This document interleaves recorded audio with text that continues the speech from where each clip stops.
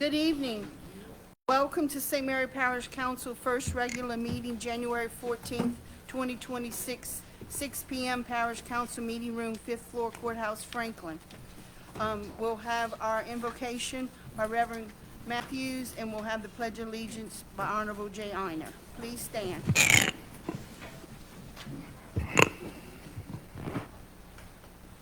Let us bow in reverence to Almighty God. Dear God, we thank you once again for this opportunity of fellowship among your people, dear God. We thank you for this governing authority and for the opportunity that each of us have been called to serve for such a time as this.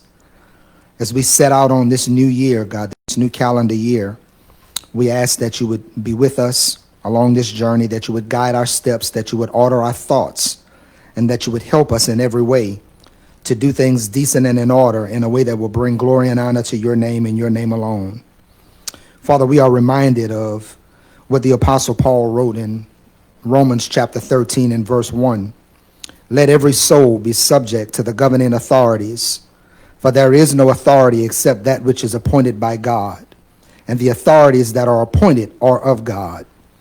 And so, Father, we pray tonight and throughout the course of the rest of this term and the rest of this governing authority, God, that you would just be with us, that you would give us wisdom, that you would give us understanding, that you would stir the gift that is in each person that is called to these assignments.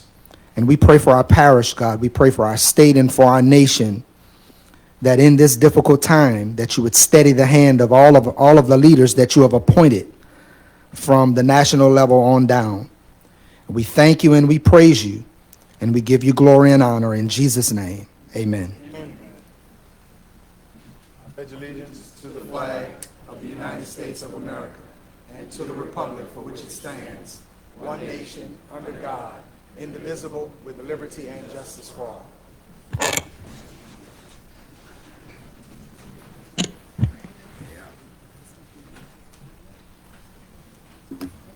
Roll call, Mrs. Morgan. Yes, ma'am.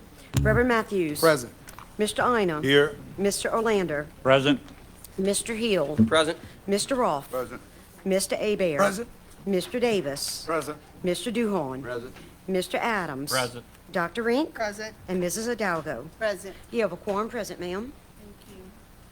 Item 5, election of officers. 5A, chairperson. I'd like to Open the nominations. make a nomination for Ms. Gwen Hidalgo for chairperson. I second it. Motion by Mr. Davis, second by Mr. Duhon. I'd like to make a nomination for Dean Adams.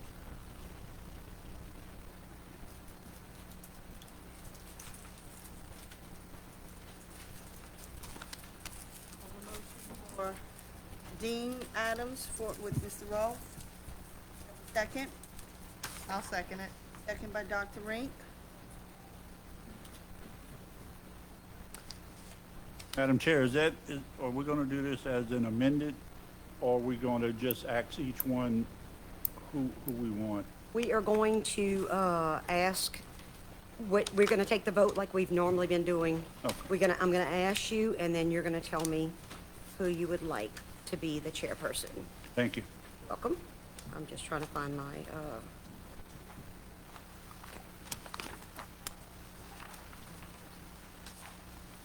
For nominations. That? okay. Okay, so all you need to do is tell me which person you would like to be the council member, the council chairperson, I'm sorry. Reverend Matthews. My vote would be, excuse me, for Honorable Councilwoman Gwendolyn Hidalgo. Thank you. Mr. Ina. Hidalgo. Mr. Olander. Hidalgo. Mr. Hill. Hidalgo. Mr. Roth. Adams. Mr. Abair. Hidalgo. Mr. Davis. Hidalgo. Mr. Duhon. Hidalgo. Mr. Adams. Myself. Mrs. Hidalgo. Excuse me? No, I don't know why I got you before. Hidalgo. Thank you. And Dr. Rink. Adams. Okay, thank you. We have 1, 2, 3, 4, 5, 6, 7, 8. We have 8 for Mrs. Hidalgo and 3 for Mr. Adams, and Mrs. Hidalgo is the new chairperson. Congratulations. Okay, item 5B, vice chairperson. A nomination. I'd like to nominate Dr. Kristi Prejeant Rink. Motion for Dr. Rink, I'll second that. second by Mr. Ruff. For nominations? I'd like to nominate Mr. Adams. I decline.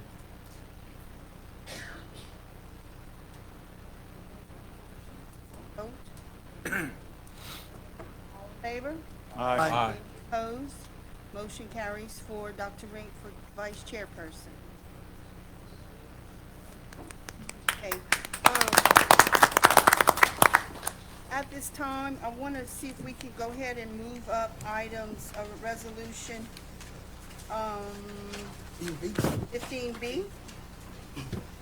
Resolution in respect to memory of Lieutenant Colonel Dale Hayes Sr. Everybody's okay with that? We need a motion to adopt the resolution. Motion by Mr. Abear, Second. second by Mr. Wait, second by the Adams. council. Or council, okay.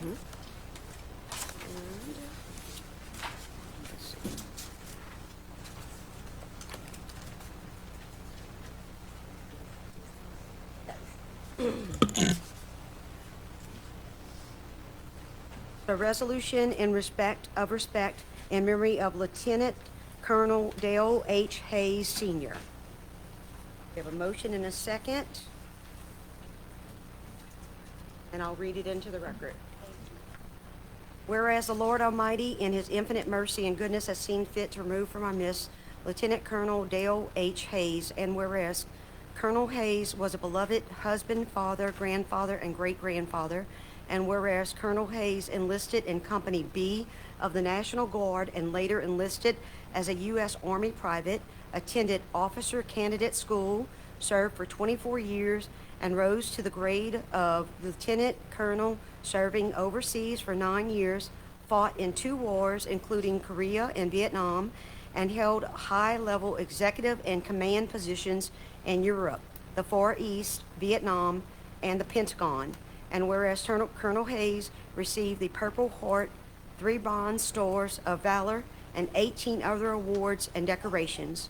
And whereas Colonel Hayes retired from the U.S. Army and attended law school at the age of 42, earned a BA degree from Nicholls State University, a Juris Doctor degree from Loyola University, and was practicing attorney in Morgan City for 43 years, serving as the city's attorney for 25 years.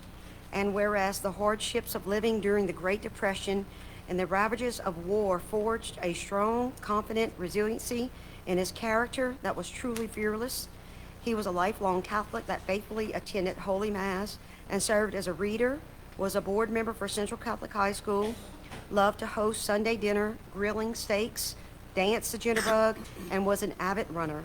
And whereas the members of St. Mary Parish Council wish to acknowledge publicly their sorrow and sympathy to the family of Colonel Hayes, and whereas the St. Mary Parish Council hopes that his family will find comfort in the thought that their grief and sorrow are shared by their friends. Now therefore be it resolved by the St. Mary Parish Council through the unanimous adoption of this resolution that they solemnly deliberate with sincere condolences, sympathy, and understanding during this time of grief. Adopted and approved by the St. Mary Parish Council in regular session convened on this, the 14th day of January 2026, approved by Gwendolyn L. Hidalgo, Chairperson, and attested by Lisa C. Morgan, Clerk.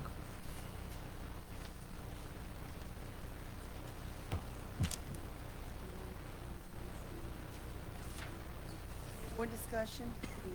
Yes, I'd like to say a couple of things. That was a gentleman that you just don't see no more. That was a man's man right there, I'm gonna tell you. He was probably one of the most honorable men I ever known and met. He was an extremely powerful attorney.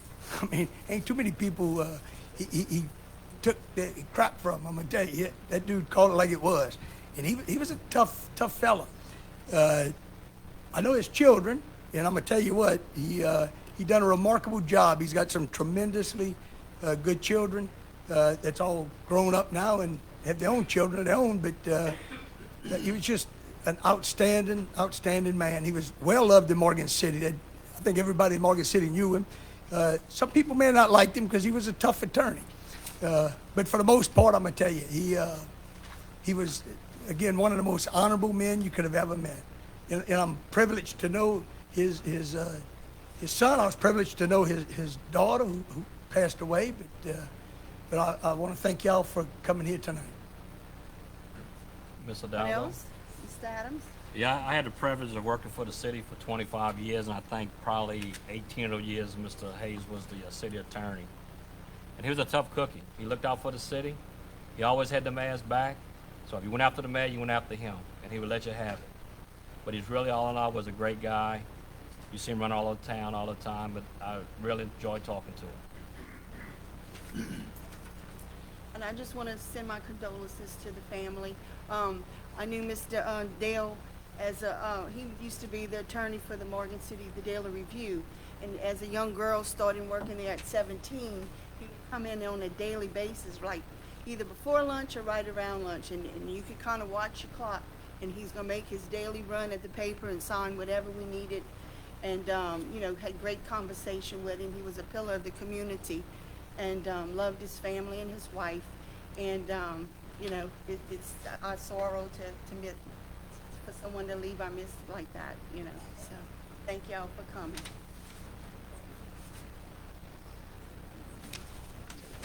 Roll call, Ms. Morgan. Thank you, ma'am. This is on item 15B. Reverend Matthews? Yes, ma'am. Mr. Ina? Ma'am. Mr. Olander? Yes, ma'am. Mr. Hill? Yes, ma'am. Mr. Rolfe? Yes, ma'am. Mr. Abear? Yes, ma'am.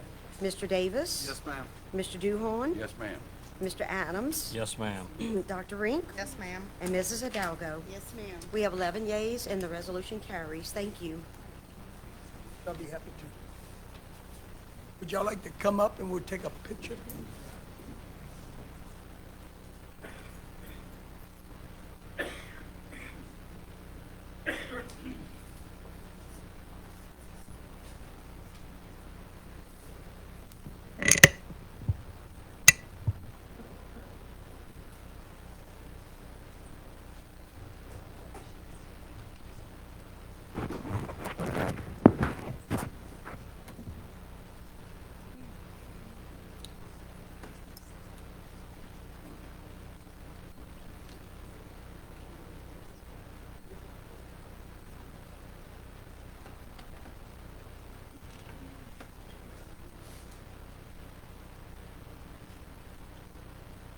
One, two, three. One, two, three. Thank you.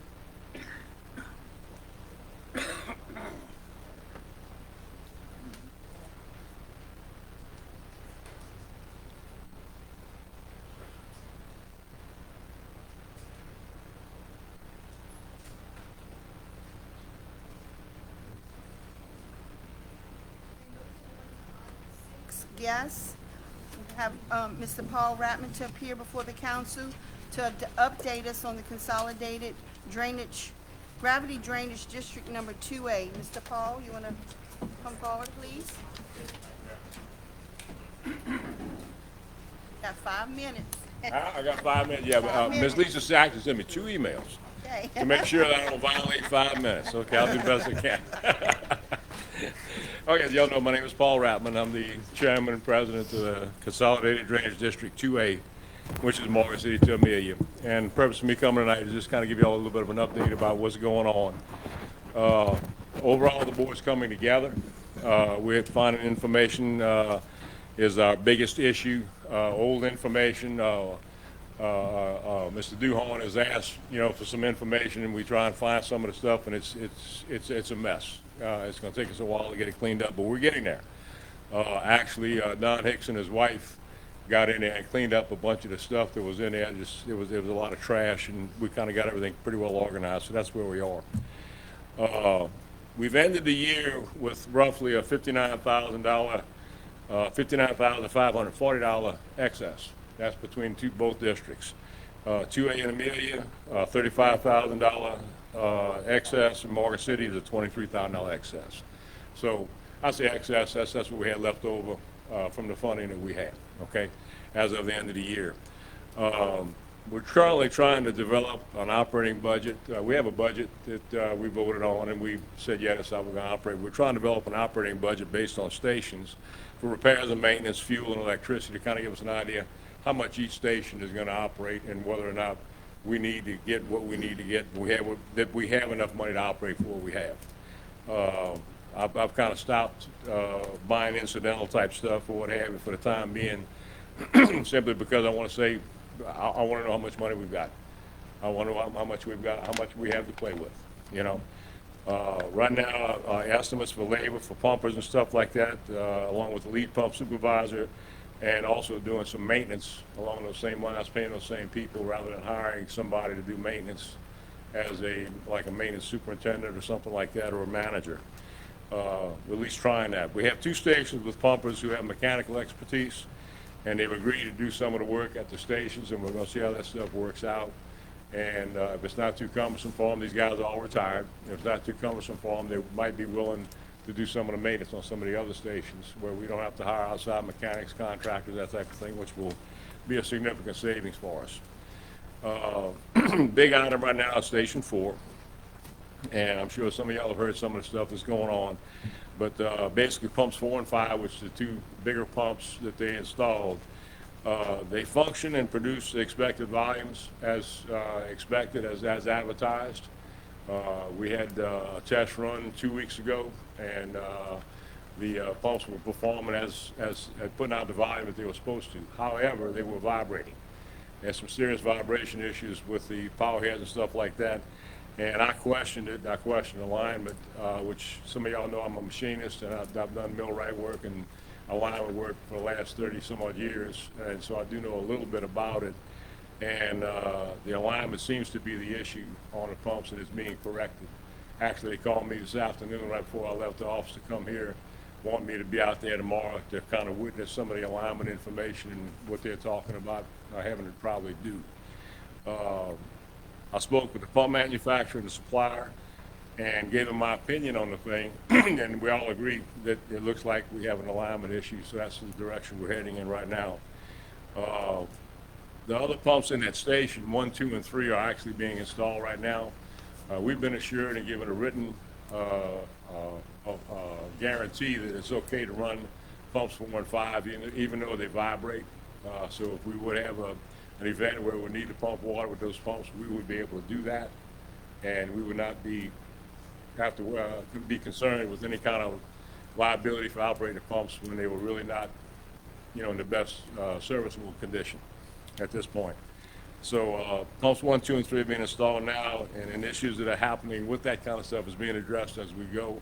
We found a few things that are being taken care of.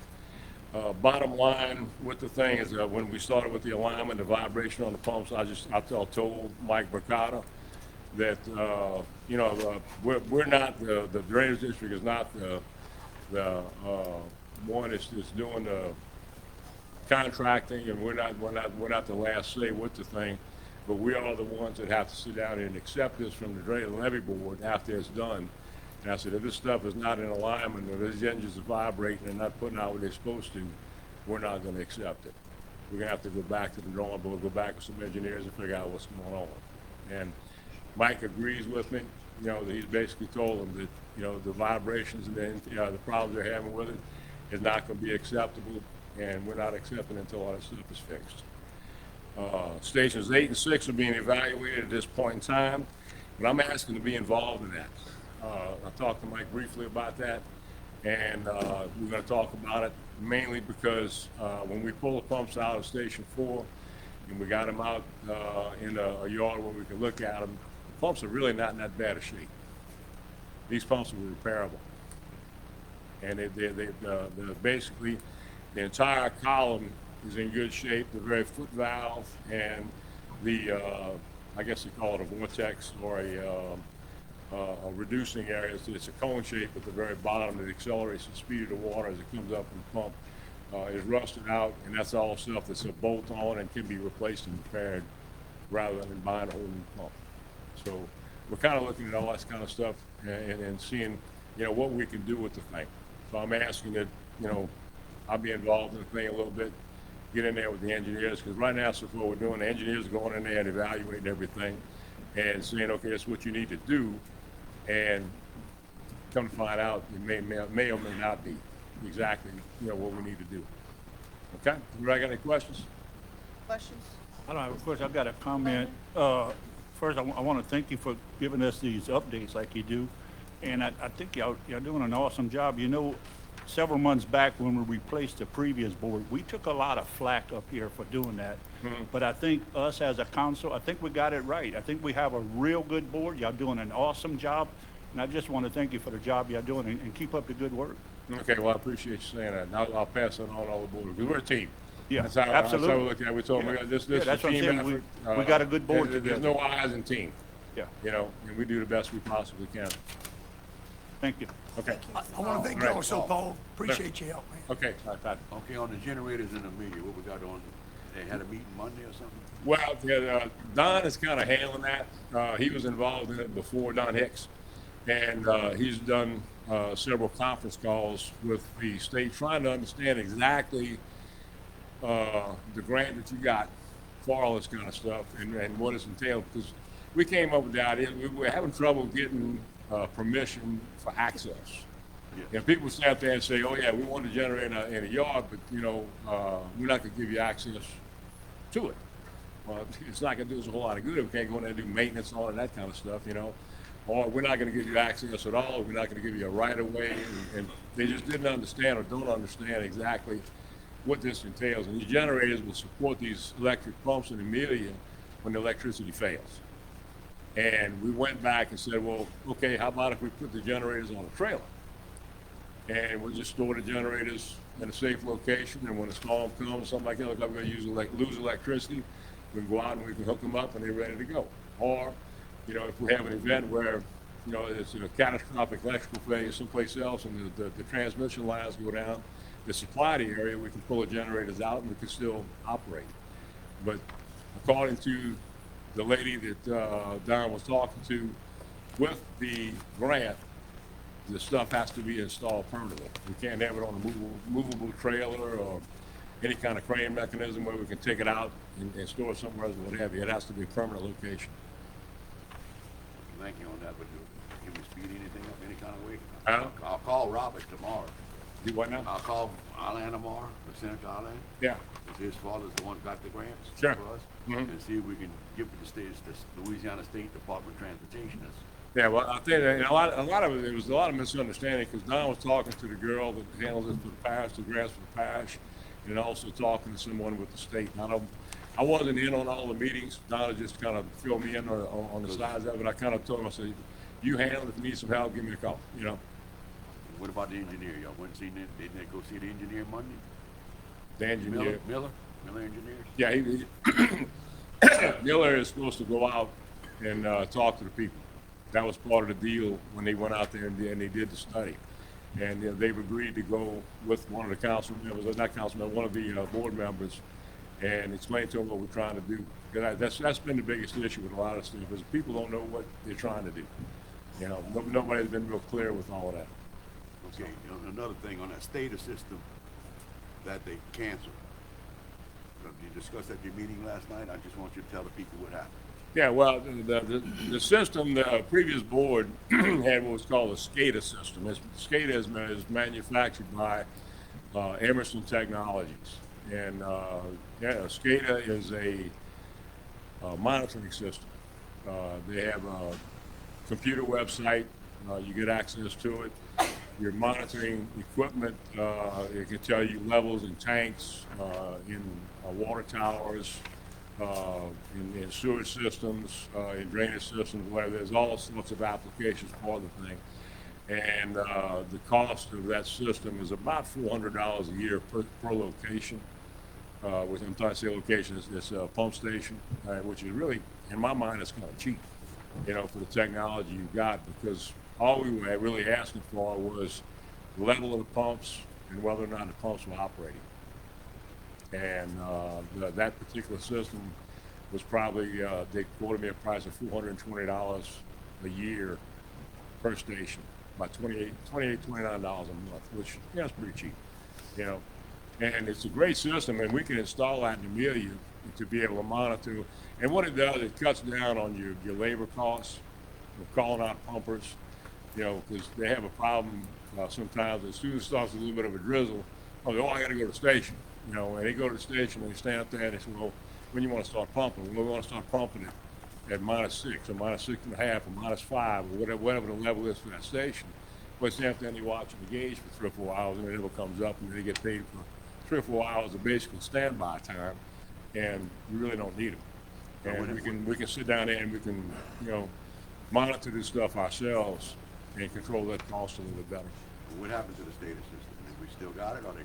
But the equipment is still there, and the previous board quit paying the bill, so they basically turned it off. They just, you know, shut everything down and said, we're just not paying the bill.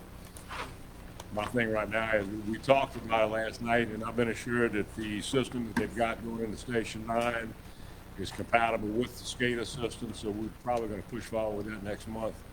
But I'm going to call the guys at Emerson, and I'm going to see if I can get them to at least turn the system on, and we can take a look at it and see what equipment may need to be replaced just due to lack of use, that type of thing.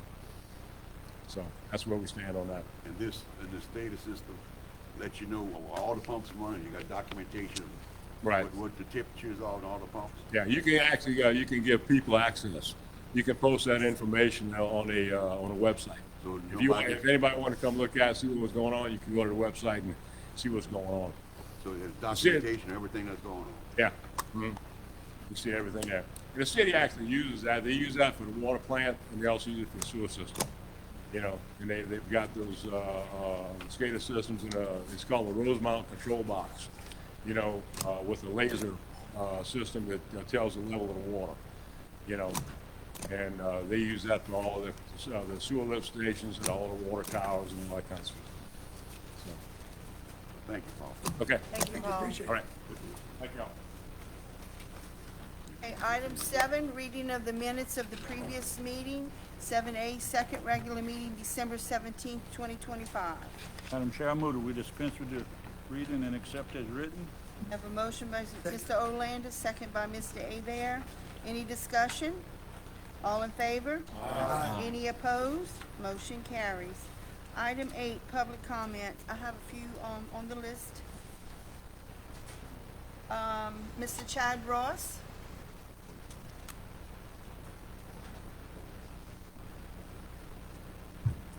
Hello, Chad Ross, 504 Renwick Boulevard, Berwick, Louisiana. I am the chairman for the Bayou Vista Drainage District. I'm here tonight in regards to the 17G, the allocation of $500,000 toward 5/8 sales tax fund for drainage and sewage improvement in the Bayou Vista area. We had a town hall style meeting a week ago, where a citizen had brought to light this $500,000 and what it could be used for, and all the things that were going on at the last council meeting. I was present at that meeting, and I spoke about some of the drainage issues we have in Bayou Vista, as well as some of the projects that we have that are ready to go should we be able to receive the money. This evening I gave you guys a packet. I believe everybody got that. That is the capital outlay money that we had requested back in 2022, 2023 that was granted to the district that is waiting for us to use. The projects are, I believe Ms. Rink at the meeting had asked for the name of the project. A list of the projects. Yeah, a list of projects. So these are the two that we have capital outlay for that are ready to go. I request this evening that we table the 17G. I request that we table it for 2 weeks in order to give me the ability to get with my engineer and update the cost of these capital outlay requests, only because that was back in 2022, and as you all know, everything has gone up in price since then.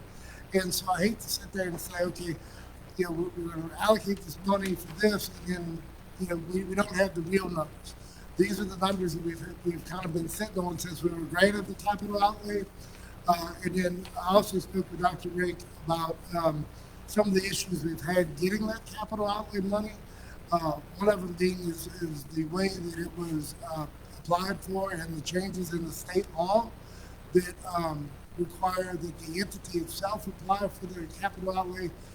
This was capital applied for by a former CAO and granted, but because of the law change, we're having trouble getting that money in hand.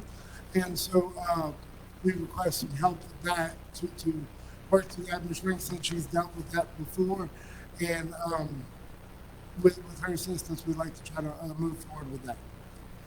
Any questions? I just have a question of, why table it?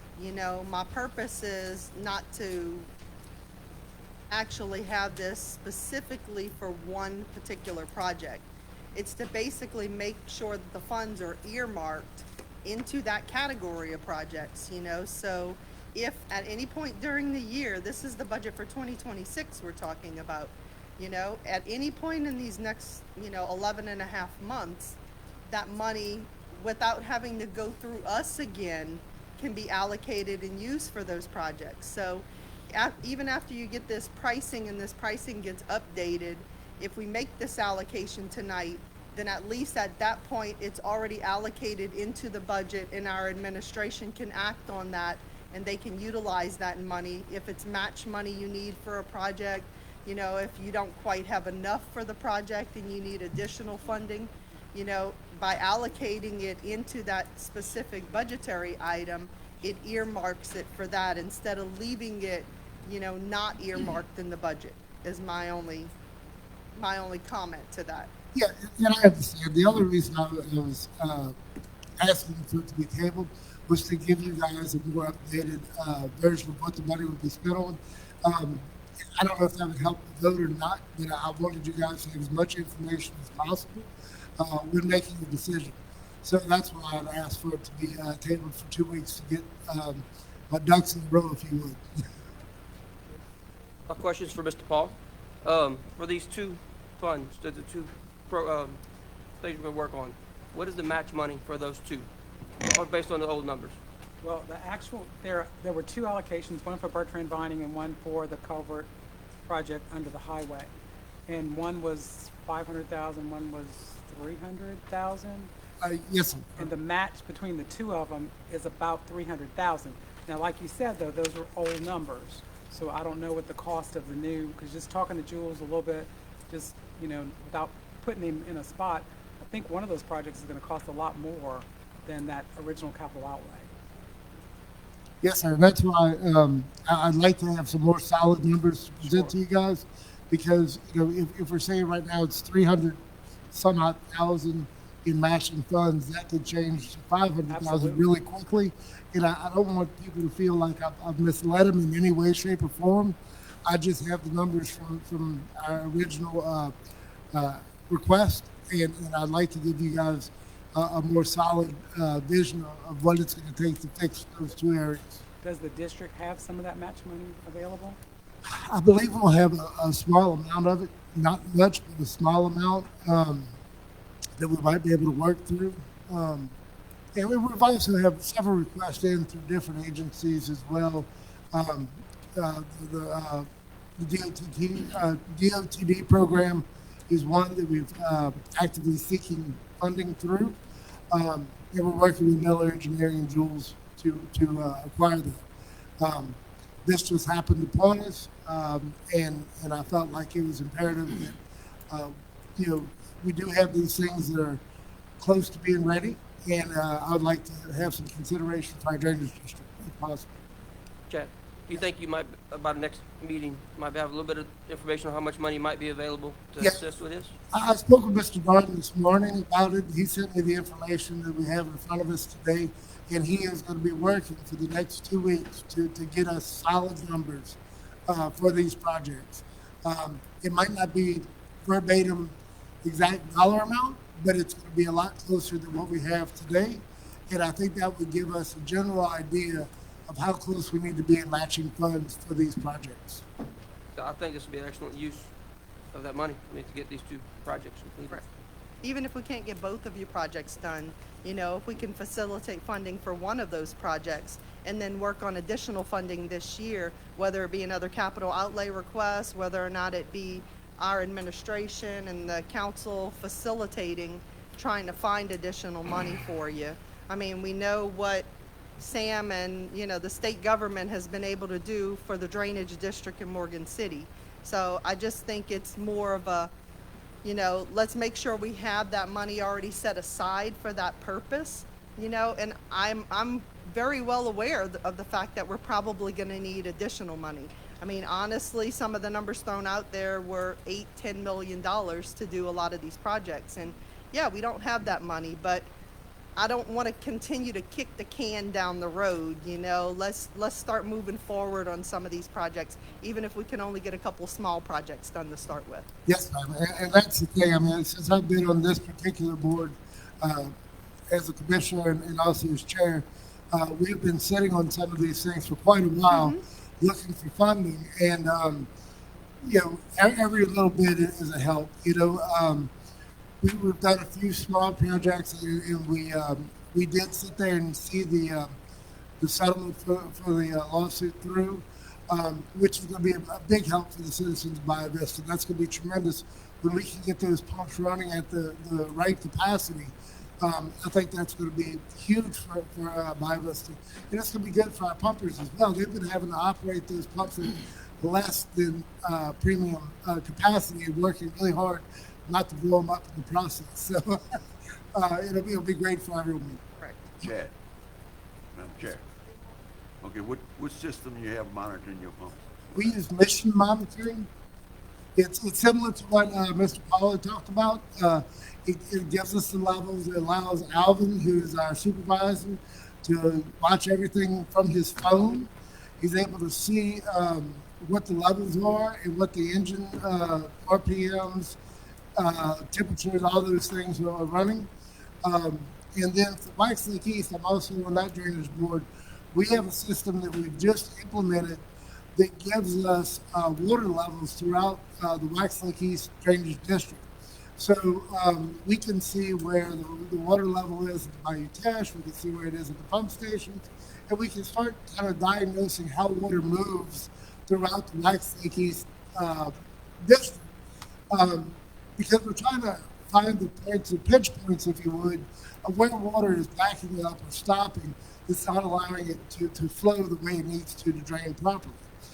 So even though Whitesake is a separate drainage district, we work together between the two districts to sit there and share information to make sure that we operate not only for the people of Bayou Vista, but for all of the Whitesake East constituents.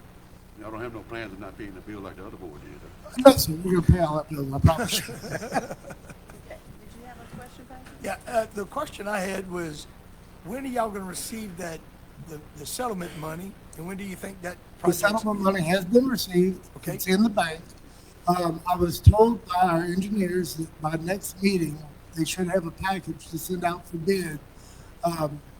We have to change the engines.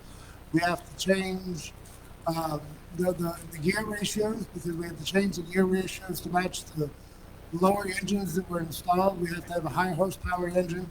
But by next board meeting, they should have a package for us to vote on to put out for bid. Once we do that, we're going to move quickly on it before hurricane season if possible. Good, thank you, appreciate it. Yes, sir. Thank you. Thank you everything you do. I was just saying, can we move up item G? Can I say something first? Can I say?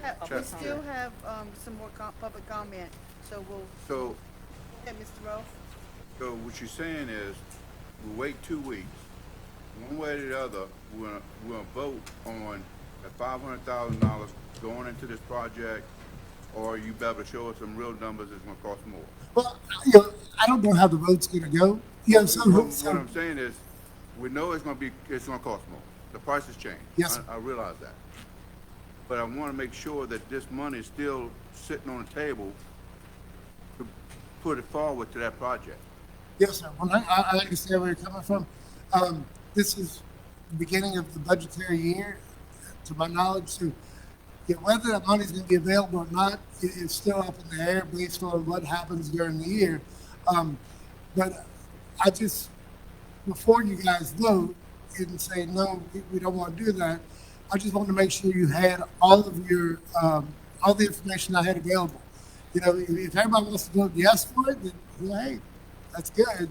But the reality is, I just want you guys to be as informed as possible when you make a decision. Reverend Matthews. Thank you, Madam Chair. I just want to kind of dispel the myth, if I can, that there's some fear of loss, that this $500,000 is going to mysteriously evaporate or be allocated to something else. This council determines that based upon the recommendations usually of the single-member district representative for that area. And of course, we vote to support that or not support it based upon the information provided. But there's been a lot of misinformation that has been disseminated around this project. And that played out very clearly in the meeting that I attended on last Tuesday. And it somehow has created the fear of loss among our constituency that this money is gonna go away or is gonna go somewhere, when that is simply not the case, unless, of course, the administration opts to spend it elsewhere, which should not be happening. So I really don't see where the issue is, whether it's tonight, 2 weeks from now, or 10 months from now. Considering how things are supposed to work in this chamber. Yes. I know you Madam had Chair. something. Ms. Dye? Else? Thank you. Ross? Thank you, Ross. Okay, we have, we're still under, public comment. Ms. Corey Uzay, St. Mary Parish 4-H Shooting Sports.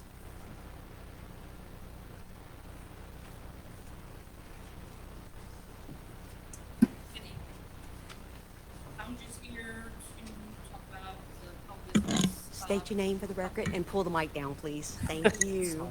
That's okay. Corey Yusek. Thank I you. am the St. Mary Parish 4-H Shooting Sports Coordinator, also president of the 4-H Foundation.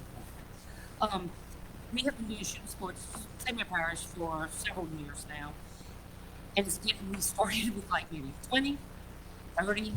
Last year we were in the 80s. This year we're right at 100 students, children from St. Mary Parish. They come from private, they come from public, they come homeschool, charter school, from all the schools around. I think at the last meeting y'all requested the numbers from each school. I provided that. Y'all should have those numbers. That shows where they come from. Now, we do get some funding from the LSU Ag Center in Baton Rouge. It's not enough. Any of you who shoot, whether you shoot a shotgun, 22, which is what we're, CMP, it's called CMP, we do 22 and silhouette shooting, and also archery. None of these three are very cheap.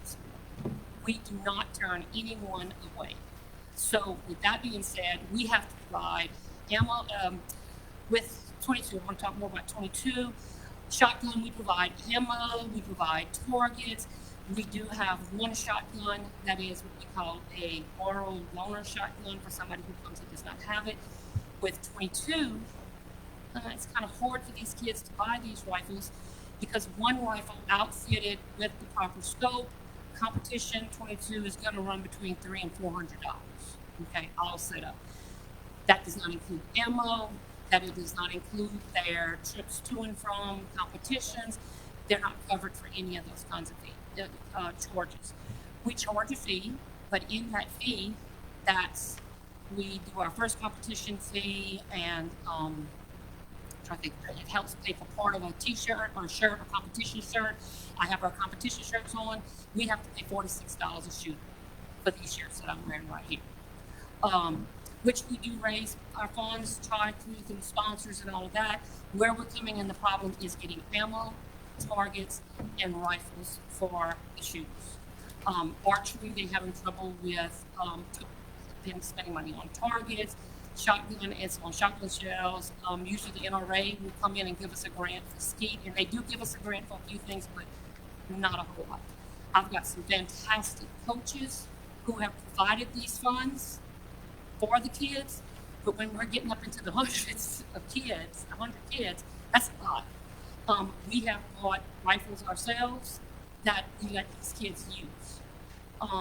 We just need more. So that's why we came asking for $6,000. I know that seems like a lot. It is a lot, but it would go along. Then we could take it along. If we can't get 6,000, that's fine. We just like a little help somewhere to get these kids what they need. We've had a few drop because they can't afford it. If we provide a rifle, we actually provide ammo. We teach safety. Thank God the St. Mary Parish Sheriff's Office does not charge us anything to use the range, and they've actually outfitted the range for us as 4-Hers. And they do kind of make the public a little mad on Saturdays, especially during hunt season, but I'm sorry. We try to get out there as quick as we can.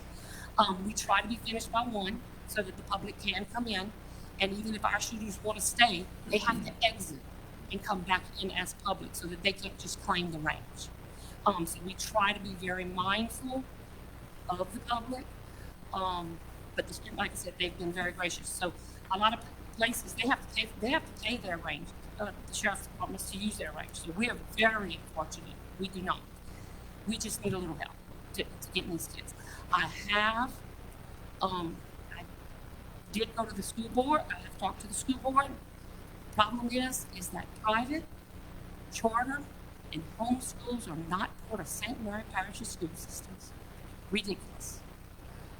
So that's not an option as a school board. Okay? I may have some funding for next year, but it won't come in until next August or September, maybe even October.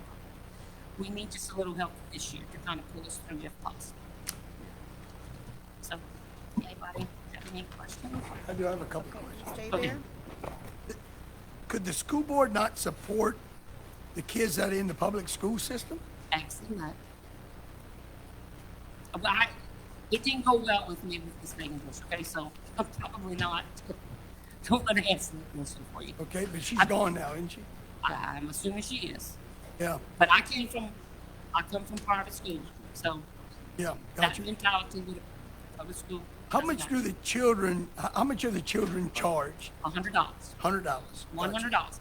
Part of that fee is a $25 fee that goes to, we take that $25 and break it down into each discipline so that they can have just a little bit of money, but it also, some of it goes to the main 4-H office itself, paperwork, filing, and that kind of stuff. $45 is your first competition fee that only pays for one discipline.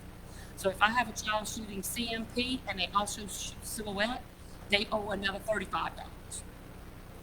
And archery, you can shoot FIDA, you can shoot the animals. I wish Miss Leslie was here, she had a few, but shotgun, you can also shoot 3 different things too, I think, that they have. They only pay 1 in advance, okay? Then I think, let's see, so that's 45 and then that's 80. So about $20 goes towards the shirts. So we're looking at another $26 that I'm short on competition shirts. But that doesn't include things like our targets, which have gone up tremendously. Ammo, y'all shoot, y'all know where ammo's going. They need a sling. Yeah, I'm not asking. There's just certain things, their ear protection, eye protection. They all have to buy that until the NRA gives us our grant. And once we get the grant, they'll send me a certain amount. Once it's going, it's going. And that's where my coaches are. But our biggest thing is ammo. Is ammo and rifles. Enough rifles for the kids that do not have rifles can use. Madam Chair. Okay, Done, Ms. Daybell? almost. Oh, I thought you were done. I just- Nah, Go ahead. you know, Patrick, I ain't just that had one other easy. comment, maybe, because I homeschooled my children. Right. But I was never exempt from paying the school tax. Neither am So I. I did have to pay the tax, and they had no benefit and no cost for my children, but I get their program, but, I mean, at least for the children who's in the school system, it seemed like you should get some kind of subsidy, at least for those kids. We do have a school board member here, so maybe she You could, know, the public school does give us provide some the- information the on it. school buses they provide the transportation to the parochial schools. Heard that? They do get transportation. They And school Mr. Ina, district, you no, I'm wanna- just saying, the okay. school district does provide transportation to bus transportation, so I think that's, it's not, maybe we have charter school. My- Yolanda? Well, Oh, my question was for the school board member that's in the audience, that maybe you can take it back to your board, and I understand what Patrick is saying. Sure, not all students that's enrolled attend the public schools, but if you can work out the percentage and just pay that percentage and leave out the others, that's something you can take back to your board. I mean, Got this a seems- credit card, we may not have to say nothing no more. well, my, That's our phone number. Call after the meeting. my other comment is Paul, last year, did we fund this? No. We didn't fund it No, at all no. last year. Y'all make a request? Yes. Yeah. Yeah, that's when we told them to go Is- ask the school board, see what they're gonna kick in. That's right, I remember. Yeah, we had asked if the school board, I mean, we would all love to help. I don't know, Paul, what's your thoughts on what you think we could afford? I know we can't afford the 6,000, that's out, but what could we afford? From an administrative standpoint, I'm not looking to increase any expenses at this point. We are not better off this year than we were last year. So, we're watching every dollar that comes in the door. So, it's hard for me to say, yeah, let's support this when we've cut so many other things. Yeah. Another comment is, we got a gun store owner right here. He has ammunition and, yeah, he can help. Now, if we can get the school board to do their part, I think we'll get something going. Thank you. Reverend Matthews? Madam Chair, thank you. I'll tell you how this could be done. Now, I'm going to tell this to you. I'm not going to tell it to these ladies and gentlemen right here, okay? Because they already know. So if there are no restrictions on who can participate, and it's open to Yeah, children in across 4-H. St. Mary Parish, Yeah, have to be in 4-H. 4-H, but That's it's the version. anybody in 4-H in St. Mary Parish can participate, right? Yes. So all we would have to do, or your organization would have to do, is collaborate through some type of cooperative endeavor agreement with one or multiple recreation districts throughout the parish, because this is considered, from what it sounds like, a form of recreation. Am I right?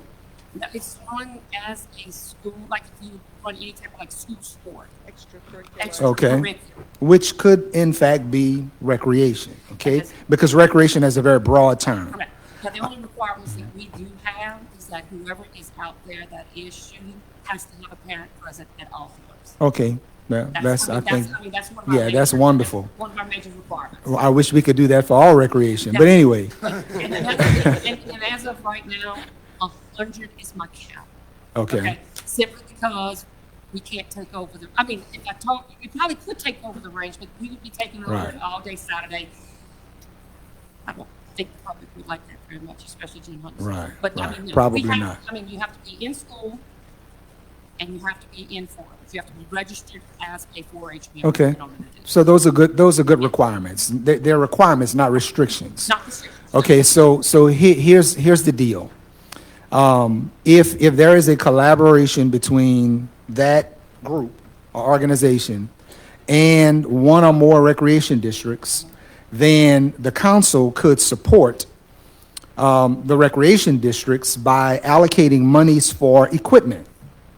And then that would alleviate some of the financial responsibilities of those individual districts, and they could then shift their recreation monies from their O&M, operation and maintenance fund, to support your activity in lieu of what we would make as a fair exchange for the funds they would spend on equipment and other types of upgrades, equipment and physical upgrades to their facilities, okay? Because that's what the tax call for those types of districts through the 0.3% sales tax requires us to allocate for. And so that would then allow those activities to be supported with public funding from this entity. And I learned that through the help and support and guidance of our former legal counsel, Mr. Eric Duplantis, because we've done numerous projects like that or activities like that throughout the years in different recreation districts throughout the parish. So it can be done. It can be done, and that would be above us. And Correct. That would be up here. No, I'm talking about with 4-H in itself. Okay. We can't, the local 4-H, I would have to check, I don't think can do anything. It would have to be brought to LSU. So they would have to enter into the LSU is cooperative our- endeavor agreement. Yeah, they would have to do that. We can't do it on this level. And that's not a deal breaker. That can be done. Yeah. That has been done in other instances. So I just kind of wanted to put that out there to let you know that there is a mechanism, there is a method that this can be funded if the council chooses to support it.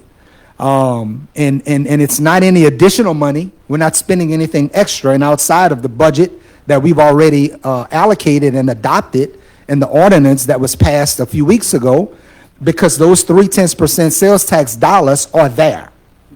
Well, they're in the budget. The funds come in every quarter as people shop and buy goods throughout our parish. And that's another myth that's been going around that we need to dispel. So basically, we need to get the LSU Ag Center. I would float that up the chain. Yeah, I would float that up the chain and let them know that that is a funding mechanism that that this governing authority can utilize to support that activity. And if they want to consider that and kind of move it through their channels as they need to, then they could start that process. And then you come and revisit that request at this council. Thank you. Anyone else? Thank you, Ms. Corey. Okay, y'all.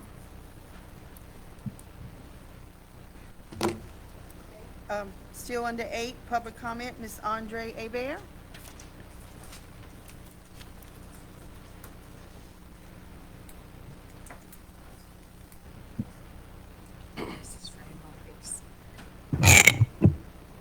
Good evening, everyone.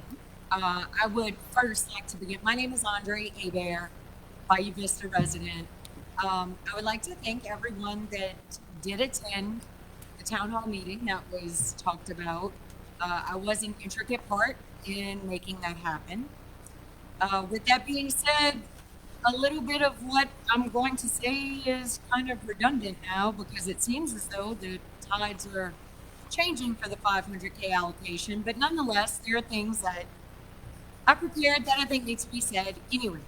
So, I want to be clear, I'm not here as a politician. I am not here as anything even relatively close to that. I am here as a taxpayer, as a mother, and as a citizen who loves her community entirely too much to watch it crumble underneath a broken system. Since November, I've been asking questions about the removal of the $500,000 allocation for Bayou Vista infrastructure. And in return, I've been given the runaround, I've been dismissed, I've been insulted, and I was actually told, instead of your reliance on AI and your total lack of knowledge, maybe you should attend some meetings and learn the truth. Ironically, that is exactly what I've done for a year. So, I looked at the facts, and the facts tell a very different story than the rhetoric that was being tossed around, and things that I've been told.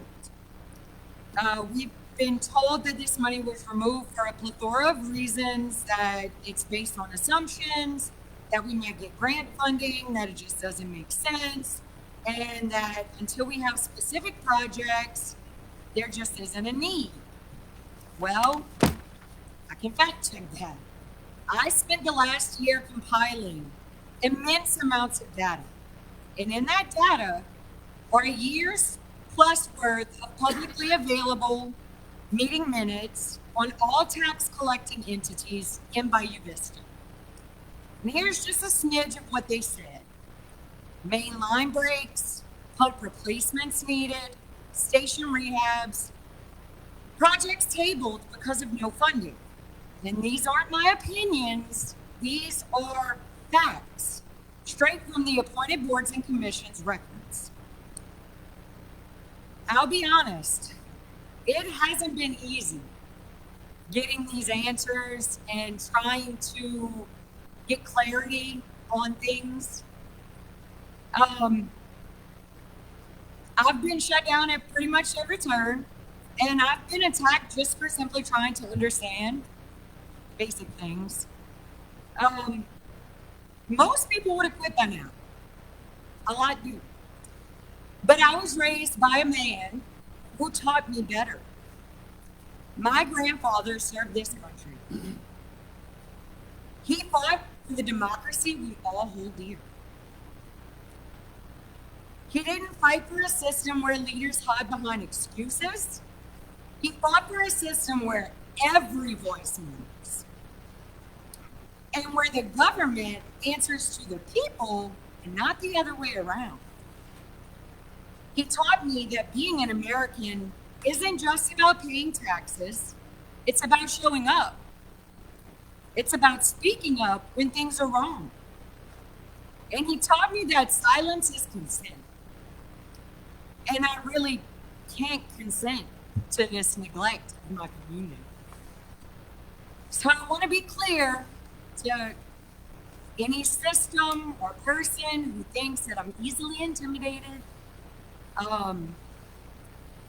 Fear is not really an emotion that I am familiar with.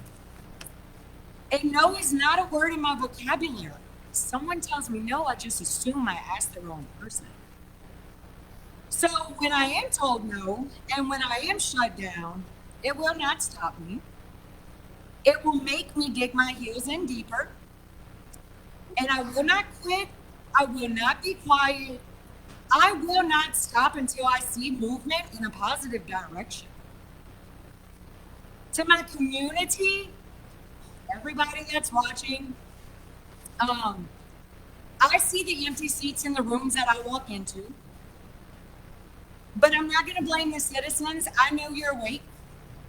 The reason the seats aren't full is because I feel as though leadership has failed to meet the people where they are.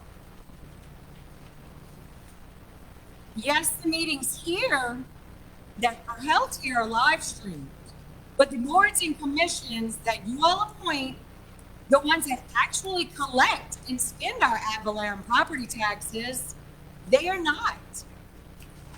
There is no easy access to that information. There is no effort to be transparent with the citizens beyond the absolute bare minimum required by law. It seems as though there's a system that has been created to operate in the dark, and then the voters are blamed for not being able to see. So, in my opinion, that is a fundamental failure of democracy. We deserve better. We deserve access. We deserve truth. I am pleading with you not to table this allocation. We need it. Please go drive around Bayou Vista. Just go drive around. I mean, you could pass in front of Fairview and do a Dukes of Hazzard jump. It's needed. And anyone who drives that area without even exiting your vehicle can see. So That's really just, I mean, that's the extent of it. I'm not really a begging person, but I guess I'm begging at this point. For Bayou Vista's needs to be acknowledged, for the allocation to be made, and just to let it be known that what I do, everything that I do, is because my grandpa instilled it in me. He used to tell us that we didn't have the right to complain if we didn't go vote. I voted in every single election since I was 18 years old to honor that man. And I will continue to do it until I take my last breath. So there is no motive, there is no personal agenda, and I will say it again, and I'm going to finish on this note. I am not here to attack anyone personally. I have tried relentlessly to attack the broken system instead of people. It has not been well received, but it is my intent. And that's it. Thank you for listening. Thank you. Well said. Ma'am? Want to address her? Jones? Ma'am? Never give up. Never give up. Ma'am, I got No. something to say. Madam Chair, No, you're 100% right, and never give up. Madam Chair. God, I need something to tell you. A year and a half ago, I asked for books from Drainage District 2A. Never, Sam said he was gonna get them for me. Never seen them. I'm a parish councilman. Welcome to the world of not getting no books. Get the books, Mary.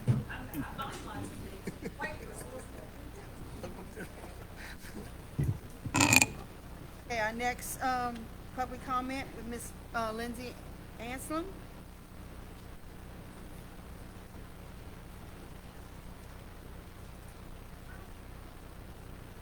How are y'all? This one already works. It's different than mine. I State your name, please. Lindsay Anselm, 502 Neptune, Bayou Vista. I just want to say hi. It's an honor to stand before you guys.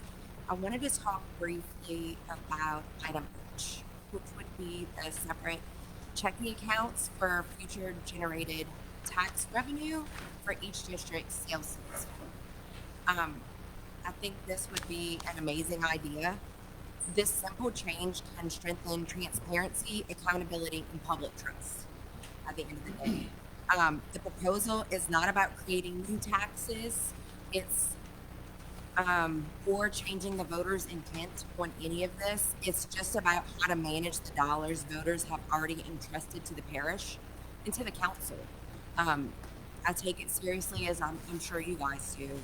And the sales tax revenue are approved for specific purposes and specific districts. When those funds flow through shared accounts, eventually or even temporarily, it can create confusion, increase audit risk, leave rooms up for question. Separate accounts eliminates the risk by ensuring funds are never commingled. I know I have problems following my own things in some situations, so I've already made some phone calls about similar things for my own reasoning too. It's not administrative overkill. Separate accounts align how the funds are legally restricted. This simply matches the parish's banking structure to the legal and accounting reality practices. In practice, it simplifies audits, reporting, and oversight rather than complicating the situation.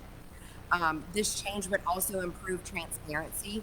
The separate accounts, council members, and auditors to the public can clearly see how much revenue each district generates and how it's spent. So essentially, from what I'm understanding, if you did that, if I wanted to look at Bayou Vista's revenue, I could see just Bayou Vista's revenue, or just Patterson's revenue, or just Centerville's revenue, Amelia's revenue. It would help the taxpayers, like in Mr. Duhan's situation and what y'all went through. It helped the taxpayers, or even you, just be able to pull up your information instead of everybody's. Ma'am, I went to the tax collector, and he told me they couldn't do it. I've been down that road before, separated, let's see where money's coming from.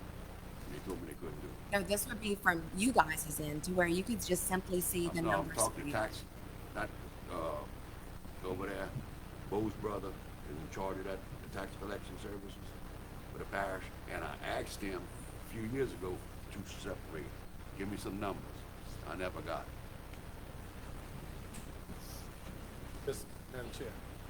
Mr. Ina? For point of clarification, you're not asking for the tax department to separate the revenue. You're asking for the administration, when the revenue comes in, we do it in-house and separate the dollars ourselves, right? Absolutely. So what I'm asking for is the possibility of you guys to separate it so y'all can readily deal with what you have. It would strengthen internal controls and accountability.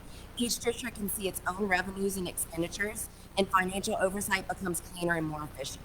Auditors prefer this structure. The Louisiana State Bond Commission and councils actually recommend it across the entire state of Louisiana, and it reflects and recognizes the best practice for public finance. From a planning perspective, it would separate accounts and allow more accurate foresight for smarter long-term decisions for each district. If you had, say David had something that he was planning specifically for Bayou Vista, because that's our district, or Miss Gwen Hidalgo, we could pull that up and look at it and have the foresight to say, this is the money that's allocated, how much more do we need to enter into the kitty that we could save for something as such. Most importantly, this approach protects the parish. It reduces legal exposure, it prevents misunderstandings, and removes any perception that one district's tax dollars are supporting another district's tax dollars, or their duties or obligations, or personal pet projects. And I'm not saying that y'all would. This is not a criticism of past practices. I think that y'all done a great job. I think that when we as a society grow and we know better, that moving forward we can do better as a team moving forward. With this being a pure intent, it can be and should be a prudent improvement moving forward. At the end of the day, the council's responsibility is stewardship. Separate checking accounts are a straightforward and responsible way to honor voters' intent, protect public funds, and reinforce trust in our social council. That's it. That's all I have. I just thought that it was a great idea and wanted to come and talk about it. I think it's a great idea for all of our parish entities, not just you guys. And I really liked it. So. Yeah, I got a question for Paul, if you could answer, Paul. Could this even be done, separating each individual district in a separate checking account? Not district. I mean, we get the money, we get wards 5 and 8 money, we get wards 1, 2, 3, 4, 7, and 10 money, we get local law enforcement money. And that's the way it comes to us. And everything is accounted for in separate funds. Even though the cash is commingled, which is the way it's been done for over 30 years here, and it was never a problem as long as there was plenty of money, but the money is not being misspent. You can look at our audits. You can see the wards 5 and 8. You can see 1, 2, 3, 4, 7, and 10. Royalty Road money. You can see all that in our audits. So everything's being accounted for properly. And when we have audits to prove that, it's just in one cash account. Could I separate the cash accounts now? If we did that, it would provide a hardship on the whole operation of the parish. Could you start it from like a zeroed out perspective from now moving forward to where it could be easier? It would still cause us some internal problems. Could it be projected for possibly a later date for that to eventually straighten itself out? Possibly. I'm not saying no. Yeah, I'm not saying no. Thank you, Madam Chair. Yes, I was just going to agree with Mr. Gwendolyn, and I want to thank you for clarifying that. I've wanted to say it for about the last 12 minutes now.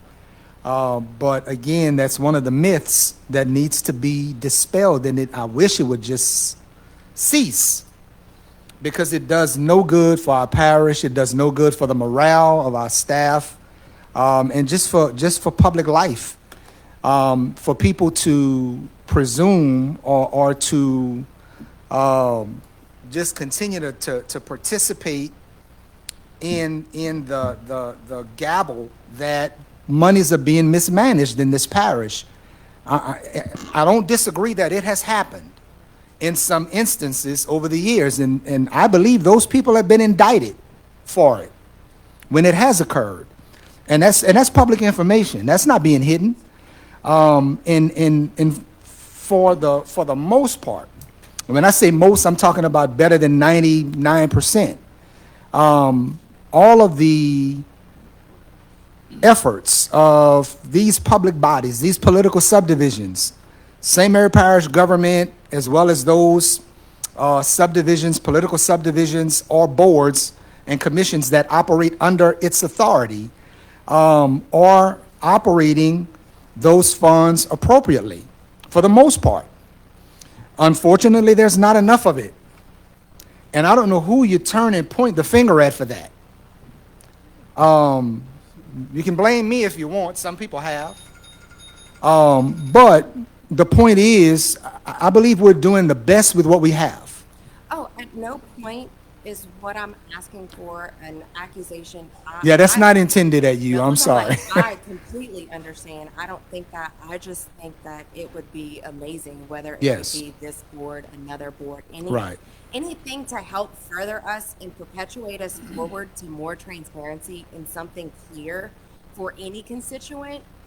I think it's amazing. So don't Absolutely. ever feel like I would never come and try to do that. I just think it's great, and it was a great suggestion, and it should be looked at and talked about as a whole. I thank you for that.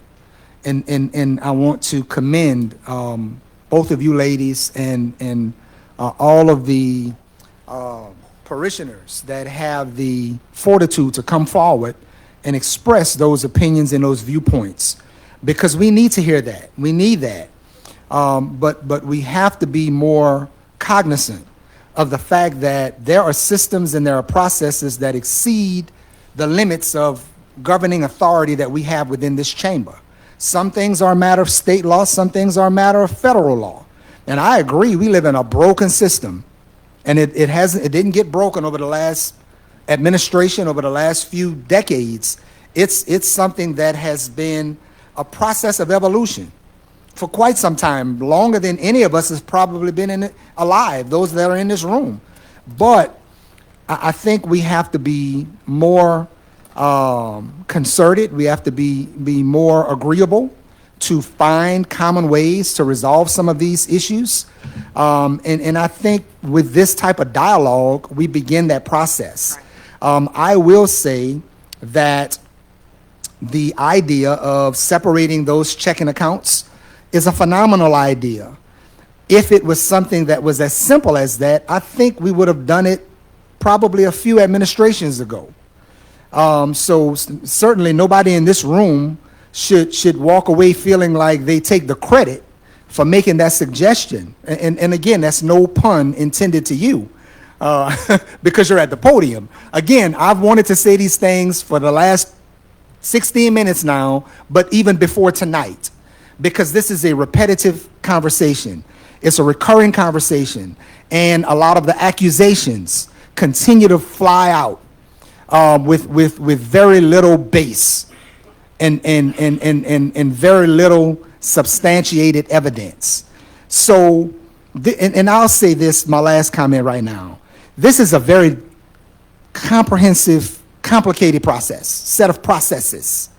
And I've been sitting up here almost 16 years, and I consider myself to be pretty knowledgeable, but I certainly don't know everything about how this runs, how it's supposed to run, and a way to fix it.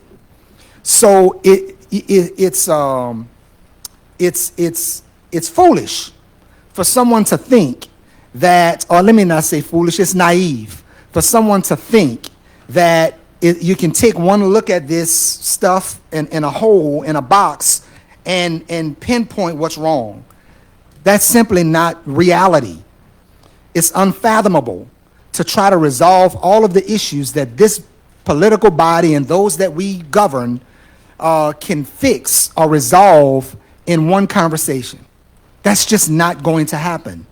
But I think through a dialogue, a healthy dialogue, without all of the name blaming and the accusations and the throwing people under the bus and looking for reasons to hang somebody, I think if we can move past that, then we might have a chance. in St. Mary Parish. And I think St. Mary Parish, compared to some other areas that I've traveled, is doing quite well in terms of the resources that we've been able to amass and the things that we've been able to do to improve the quality of life. Because some folks don't have it quite as good.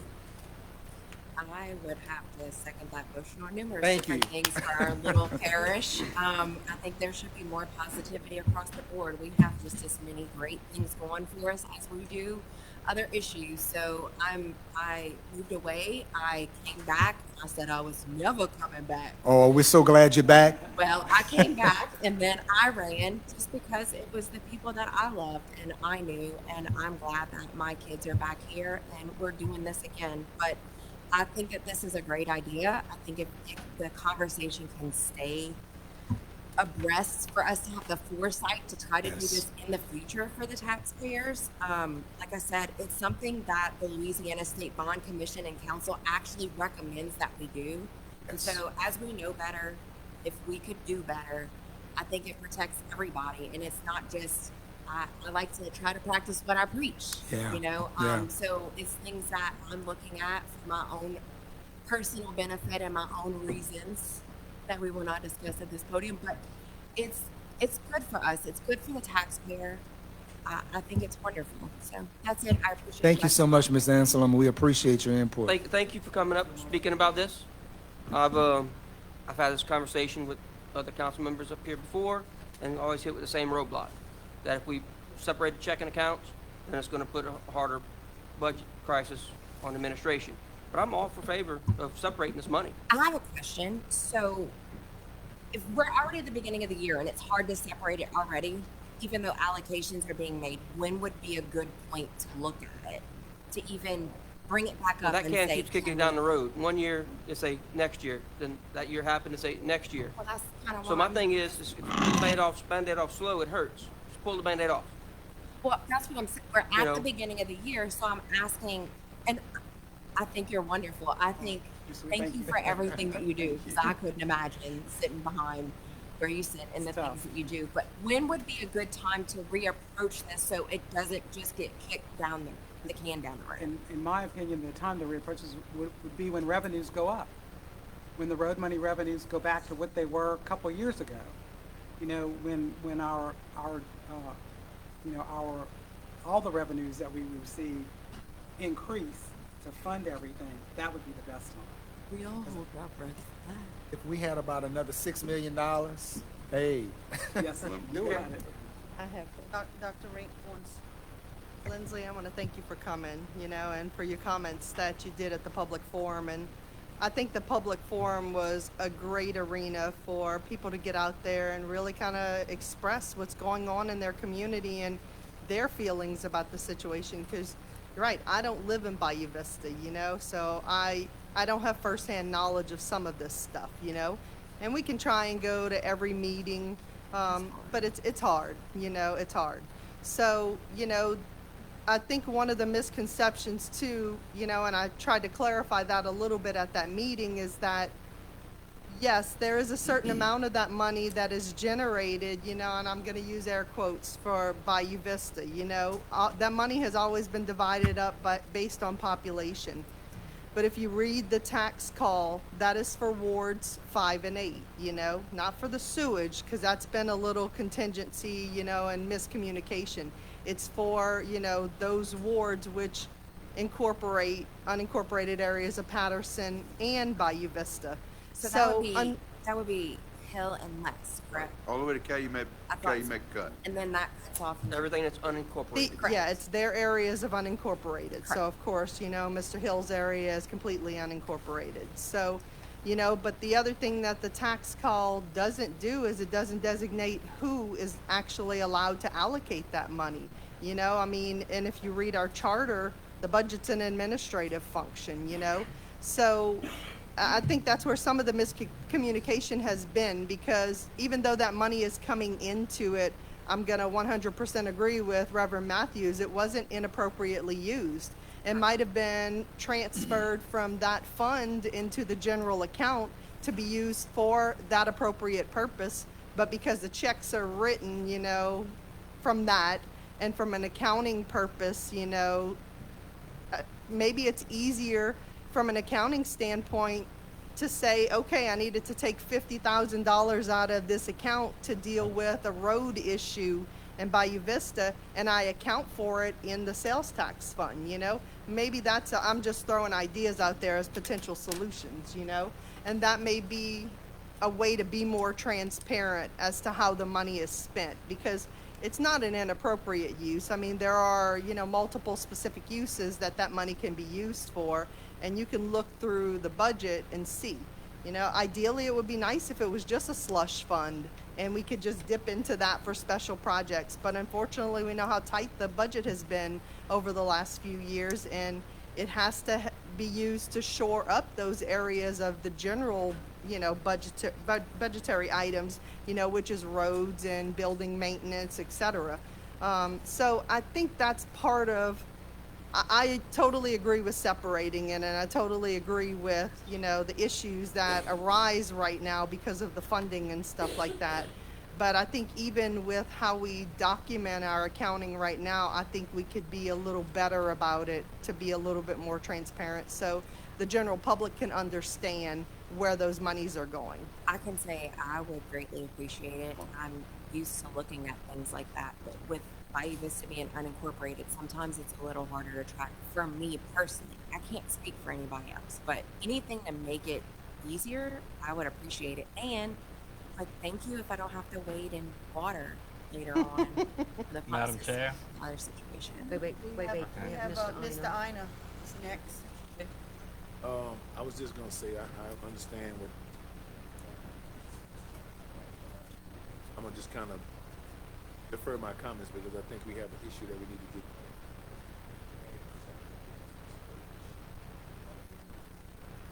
What with the account, I think that's still up in the air right now. So if we still had separate accounts, I think right now we still having a contentious, well, even if we had money in separate accounts, can it be taken and moved to use for different purposes or whatever? So I think that's still kind of up in the air. So I agree with your point. I think there's a big issue that we're still trying to figure out. And again, I think that would go more if that started to happen with accountability. That comes up in an unincorporated area specifically. I mean, you know this, but I'm just going to say it for the general public. In an unincorporated area specifically, our council member, our parish council member, kind of almost serves kind of a little like a mayor, really.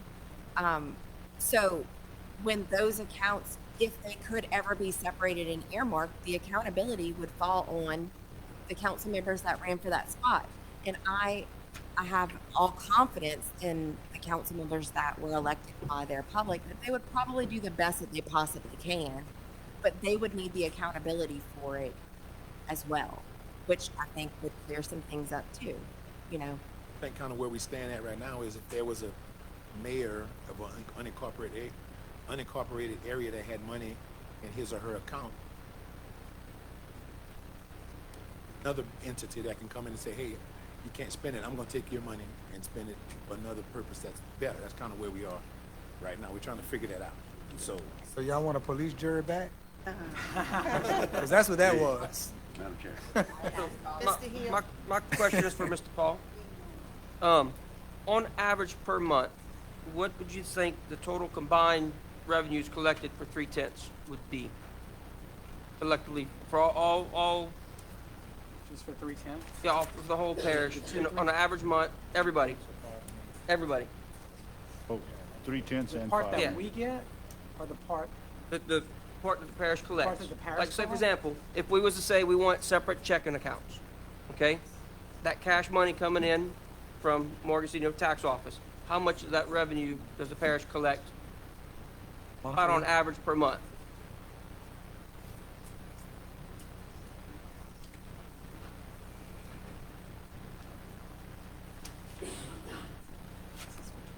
I'm gonna probably say 300,000. I know 5/8 for like November received 29,000 and some change. yeah, it's about, it ranges anywhere from, 25, 26, up to 32. It depends on the quarter months or a little So, bit more, because some I'm people talking only about put by for quarter. 5/8 and the rest of the taxes. That's for 5 and 8. Yeah. Okay, 1, 2, 3, 4, 7, and 10 is another 3/10, which collects anywhere from 36 to 50,000 a month, which depends So on. roughly 80,000. Give or take. But we report it together. Get a quarterly report. So if we was to have a separate checking account, operating budget would run approximately could be $80,000 less per month, on average. Okay, I'm not sure where you're going with that. Well, I'm going with that is how administration says we have separate checking accounts. That's gonna cause the budget issues It's gonna for cause the a general budget. cash flow issue, yes. But I'm just trying to figure out about how much revenue would be lost to go into the general fund to spend on everything else. That way that money goes back into our 3/10 accounts to have separate checking accounts. That's kind of what I'm getting at. Because I want to see how much it's going to affect the general budget. So you're saying roughly $80,000 a month, give or take a few dollars. For those two 1,600,000 a year. Yeah, we get them reports every month from the sales Right. tax office. And like I said at that meeting in Bayou Vista, the only unincorporated that gets their 100% money is Amelia. Because when they did the call of the tax, the councilman at the time, that's the way he put the call in. I wish everybody else would have listened to him and did it the way he did it, because they Well, I wouldn't have wasn't that money. elected back then. I know, none of I them sure were. as hell would have. But I sure would have done it. But like, there's one like Syracuseville, they get, I want to say it's like 2,500 probably on average a month. That's my new. We get it, Yeah, yeah. the parish gets that. But we spend it, they spend it. Right. And we reimburse Person. them Right. because they didn't have the accounting system at the time to do it. So they send bills and we. you know, And Amelia send just them. did some major improvements with their money with the lighting system. That's very, very nice. It's beautiful. Passed it last night. Yeah. Okay, on the money in Yes. Amelia goes to the rec district, but the rec district, after they paid off the rec district, was supposed to go to capital outlay anywhere in Amelia. And it was shut down for quite a few years, until I was elected. So, and then, talking about, we lost half our millage in Amelia when patrolling helicopters left. So now, we lost a bunch of capital, not capital, it's, Avalon tax. no, not Avalon on that part, but we lost a bunch of raw to rule funds. How much we used to get? A lot. Oh, it was a lot. It's 10 million? It was several, it was several million. At one point, it was 9 million. Sometimes it went was down to 12 2 million, and now what it's down to? Half a million. Half a million a year. So they gotta take that money, that 3/10 sales tax money, and push it to each district to keep the grass cut, to keep numerous other things done. Am I right or wrong? Great. So the money's short. We had how many years we had downturn in the off year? Well, we didn't get no money, So school board got 66 mills or 68 mills. How much y'all collect a year?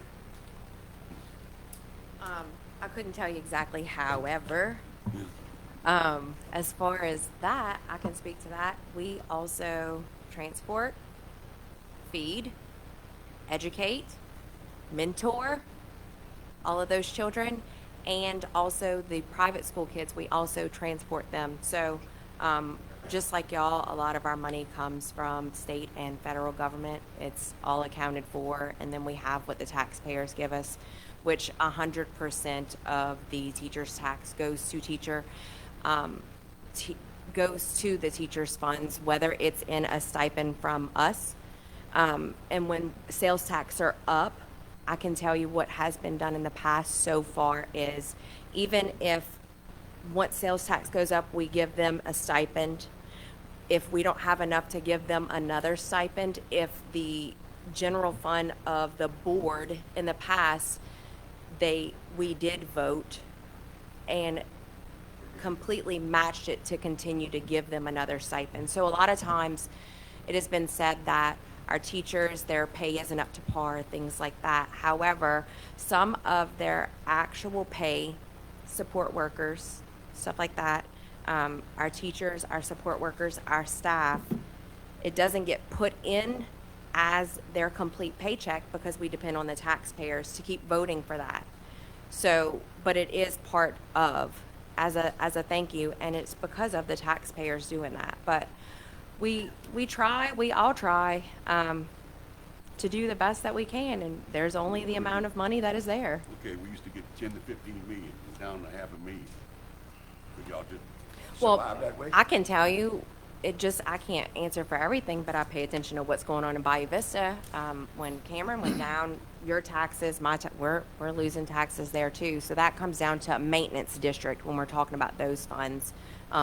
My particular maintenance district has also gone down because throughout the entire parish, we have lost residents, we have lost businesses. Everybody's hurting just as bad, anything that's a parish entity that's receiving funds. So, I mean, we're all in the same boat. It doesn't become easier. We just, as your job and my job, we try to make the best decision we can, and I try to do that, pray at night, lay my head on the pillow, and make the best decision for the parish just like you do. Thank you. Thank you. Reverend Matthews, you had something? Yes, ma'am. Thank you, Madam Chair. Mr. Gouverneur, I'm doing my best to help you. Appreciate it. In the financial accounting space, there's a phrase that we use called due to, due from. Do you utilize those due to, due? Can you just in layman's terms briefly explain how that works, how that accounting function works? I think that might shed some light. The monies are all put, even though they're put into a commingled account, they're recorded in each fund, okay? When there's not enough money, one fund will have a positive balance, one will have a negative balance, and that creates a due to and a due from. So if you have an account like the road, say the road department doesn't have enough money for that fund, so they have a negative balance. But the cash account as a whole has money in it. Some of that may be 3/10 money, maybe 3/4% money. So they have a positive, it's really a due to, it's a due from another fund that's already spent the money. Right. So at the end of the year, we record those due tos and froms between the funds. And those are reflected in the financial statements. Yes, absolutely. And so essentially what we're doing is we're creating an internal loan, so to speak, from one account to the other, yes, so that we can balance our cash. Correct. That's and continue to operate. And that's where the hardship would come from if you try to restrict and separate. Don't get me wrong. I'm on the right side of this argument that it should happen. But I understand why it would be problematic to just snap and do it immediately simply for the sake of appeasing the masses. We would create a greater problem for ourselves. And so I just want us to understand from a business perspective what that means. Thank you, sir. Yes, sir. Okay, we're gonna move on to Miss Beverly DiMaggio, sorry.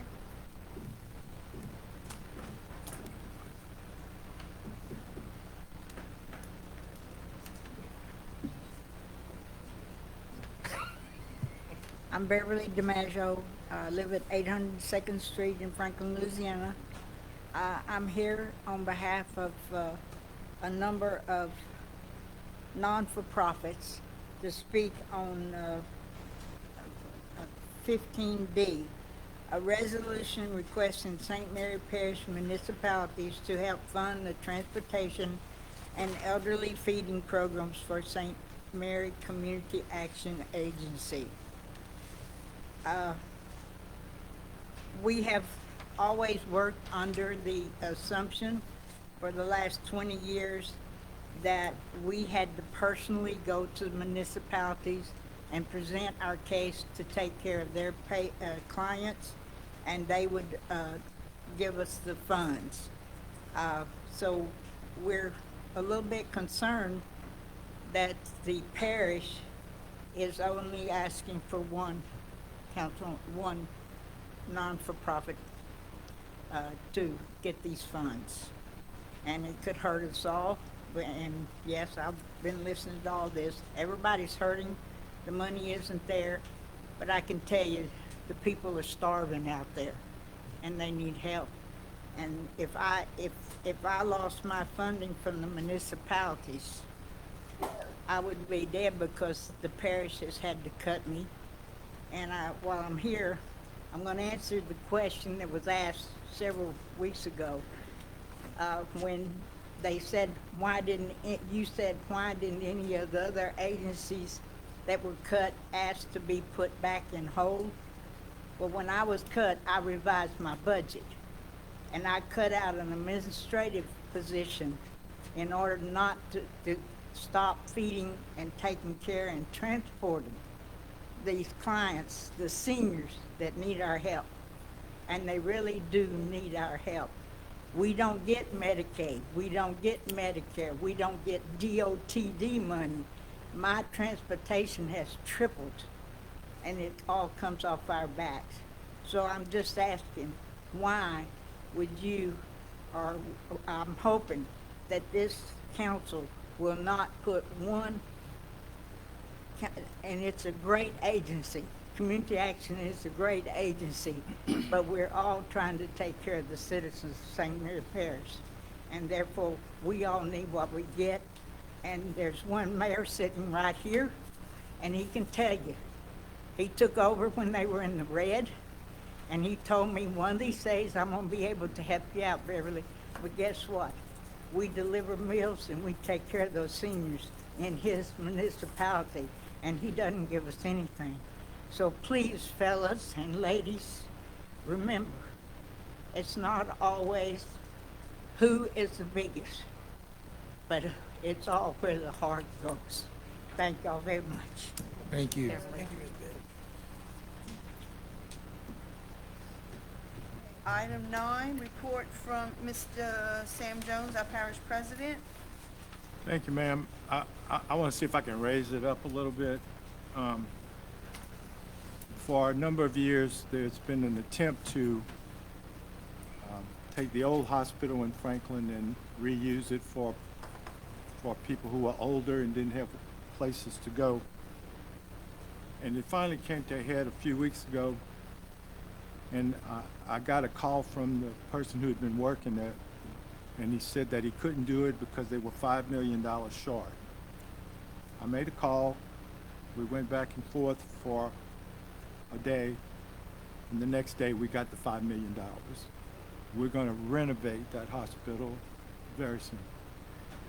And I just want to finish on a positive note like that, and that's why I told the lady, don't ever give up. You know, it's been 5 years they've been trying to do it. This was an allocation made that could only be made for that purpose. It was especially set aside for those things all across the state. I'm happy to say that we got that share of it. And it's going to accommodate anywhere from 68 people to 72 people.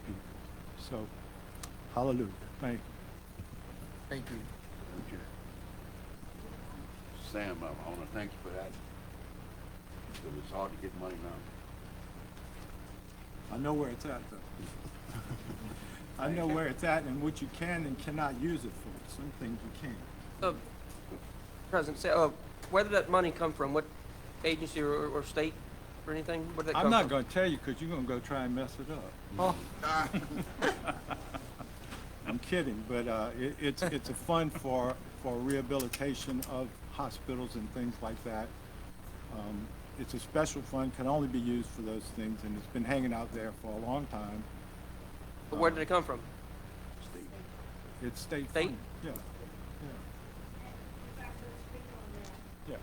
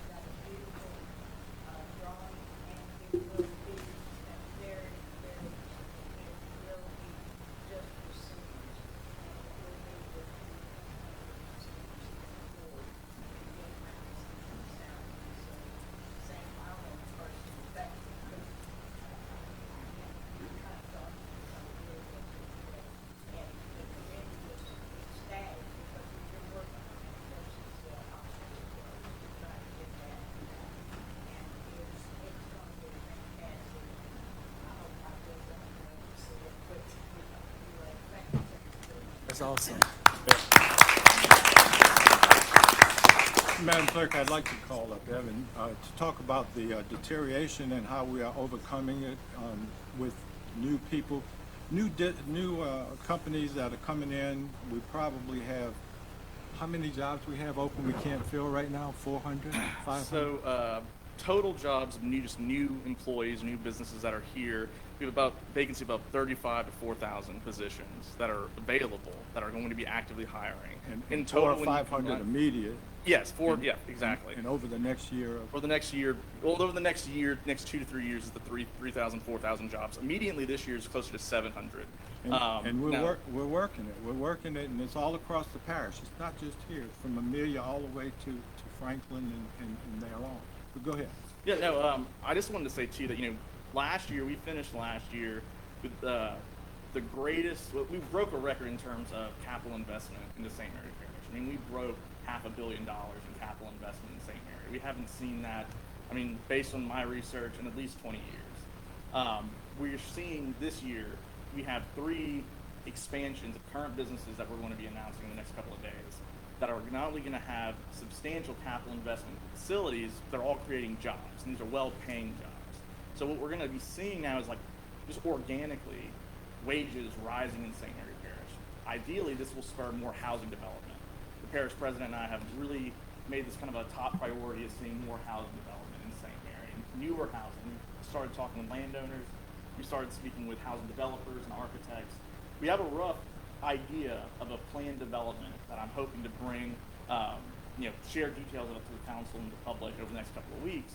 But the biggest key with economic development that I've come to find is, we can recruit as many businesses here as we want, but we're only going to see a marginal impact on the local economy from that. If those workers are taking their incomes and they're spending it in other places, whether they're living in other places. So when you see an economic impact, we're seeing that the assumption is those employees are all living in this general market area. In St. Mary, because of where we're located, we kind of have to deal with the reality of we're 30 minutes to an hour from Lafayette on one end, and we're 30 minutes to an hour on the other in New Orleans. The average commute time for a worker in St. Mary Parish is about an hour. So people are willing to drive an hour to work in St. Mary Parish and drive home. Well, the reality is if we can figure out a way to have not only housing, newer housing, quality of life amenities invested in the parish, well then those people can come here, that tax base increases, and it just happens organically without having to raise taxes. But I will say that there's a lot to be positive about in St. Mary, and I guess what frustrates me more than anything is seeing on social media just the constant negative criticism. That not only does it make just my job that much harder, but the thing is we have a lot to be proud of in St. Mary Parish. We are really riding a ship that I think school member Anselm said that when she graduated and left and didn't want to come back. I was in the same exact position when I graduated from high school. I had no desire to come back to St. Mary Parish. But when I came back, the whole reason was because I knew St. Mary could be so much better than what I experienced, and so much better than what a lot of people experienced. We are heading in that right direction, but what it really takes is just a lot more collaboration, a lot more positive thinking, a lot more just commitment to making those investments, those hard choices that we will have to make for infrastructure, for just quality of life amenities. Those things have to happen if we want to see people live here. 2025 was a record year for St. Mary Parish, and it took a lot of hard work to get there, but we're heading in that right direction. So.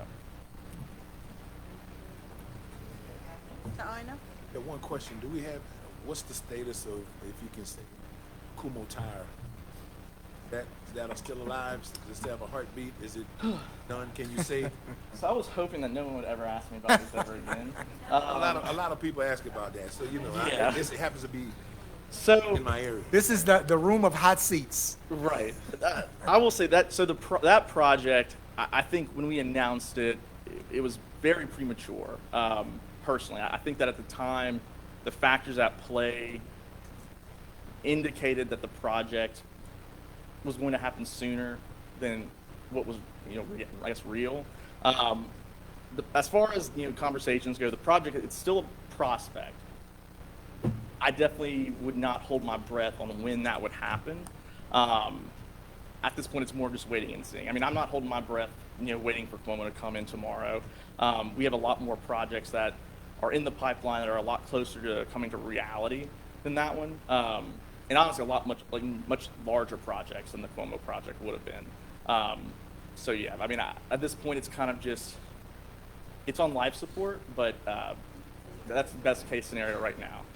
One more question. So I know it's going to take housing for us to really realize the impact of the jobs, because like you said, people come to work and then they buy their groceries and their cars and their gas and everything other places, right? Pay property taxes other places.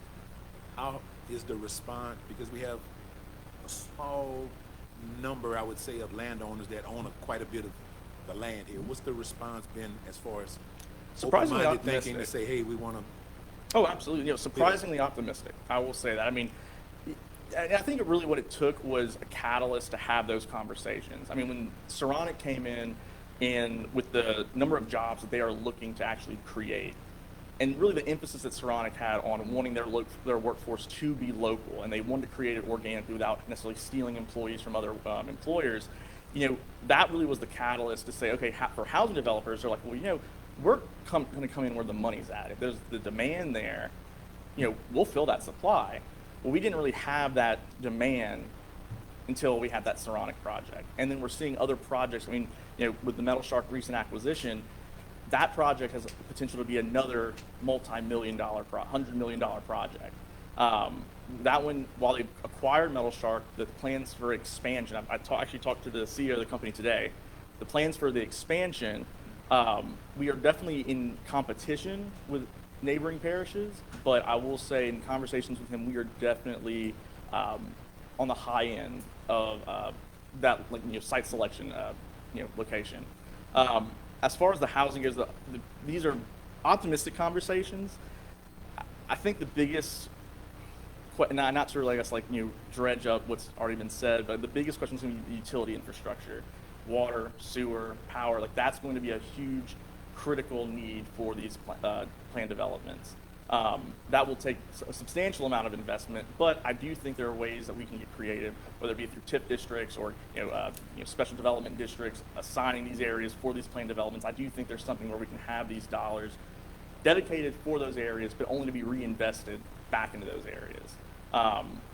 I'm optimistic about it. I do think it's just going to take a lot of work to get to that end point, but every conversation we've had has been very positive.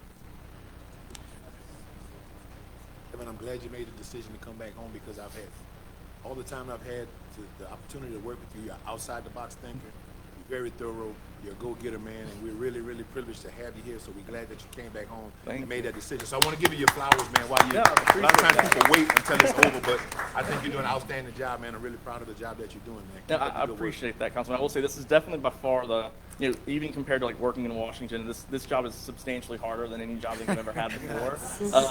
But I will say it's those moments whenever at the end of the day, whenever you realize that you help the community, and the community that helped mold me into who I am today, it definitely pays off. So I definitely will say I have no regrets about coming back to St. Mary. And in fact, I'm very proud to have come back.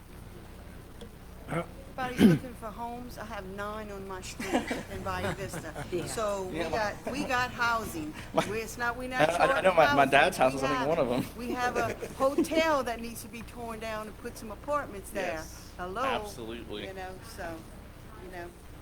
Reverend Matthews? Thank you, Madam Chair. Evan, I just want to tell you thank you for bringing even a glimmer of hope into this conversation tonight. And it's exactly the type of report or update that we need to hear, if for no other reason, so that we can maintain some level of confidence, not among ourselves, but among our electorate, our constituency, that everything is not doom and gloom here, that while we do have some issues and some challenges we have to overcome, we have tremendous opportunity, and our resources, our natural resources in St. Mary Parish are valuable, and we just have to market them in the right way, and work more collectively to capitalize on what we already have. And I think that's what our citizens need to hear more of. Certainly, we give them enough reason to doubt with just some of the debates and disagreements we have in this room. But at the end of the day, we all want the same things. Absolutely. We want St. Mary Parish to shine. We want our grandchildren and children to stay here like we did, Yeah. you know, and have reason to do so. Absolutely. So thank you for being here tonight. No, cool. I would like to revisit the conversation that you and I started a couple weeks ago. We can do that offline. Yes. About that other perspective project. Perfect. Thank you. Thank you. Madam, I want to say, on Kumo Tires, I wouldn't give up on them yet.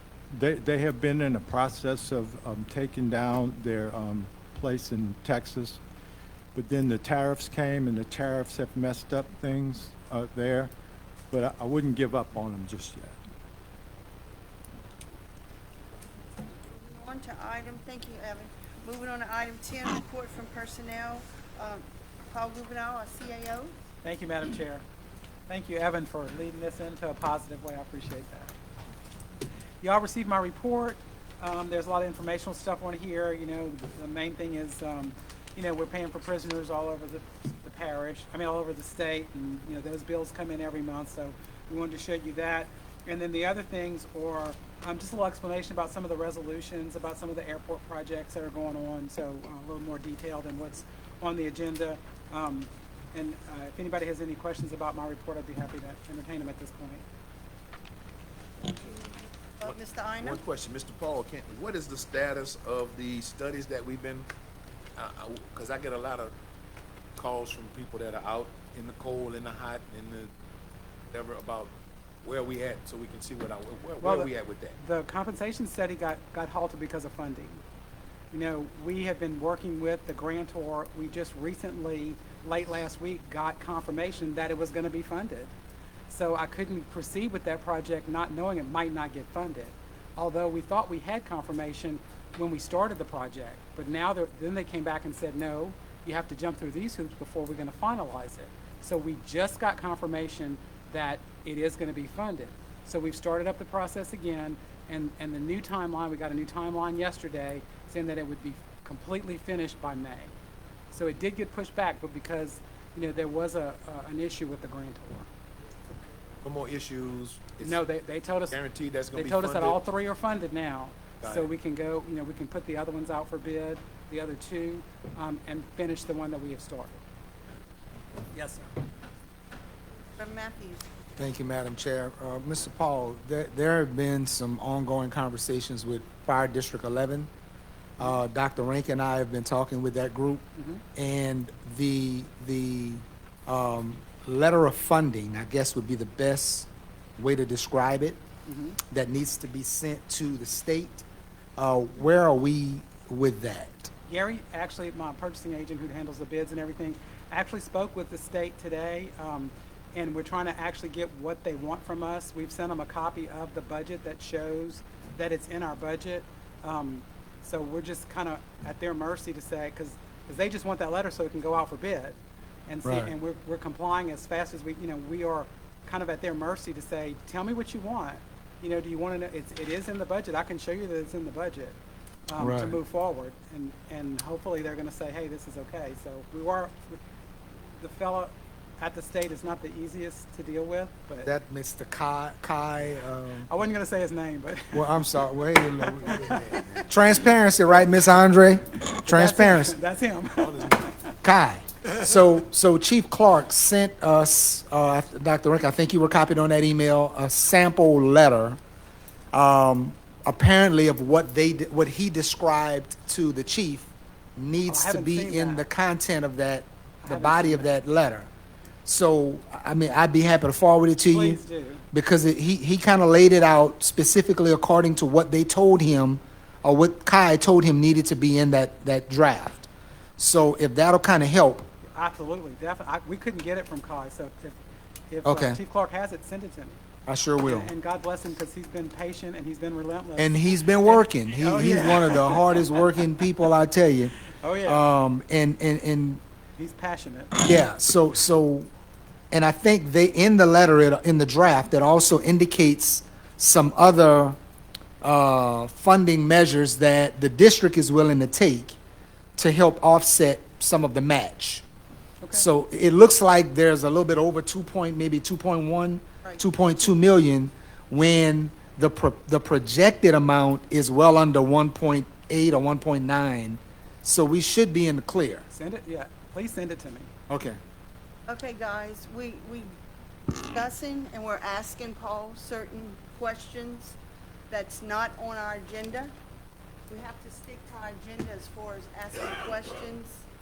Legal said that that's part of the agenda, Robert's type thing.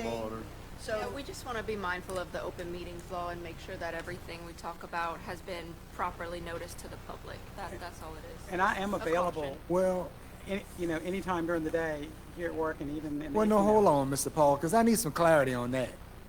Because this is the part of our meeting where the administration provides us with reports and updates on projects that are currently underway in our parish. And if we don't get it from him in this meeting, how else can we achieve that? How else can our questions be answered? You would have to ask me to put a line item on the agenda to discuss it.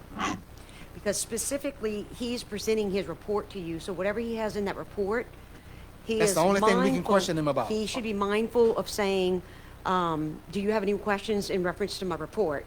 Any other items that's not on the agenda? I need to see that in But writing. I am available for emails or calls outside of the meeting, so. I need to see that in writing. it's in the ordinance. It's in What the ordinance.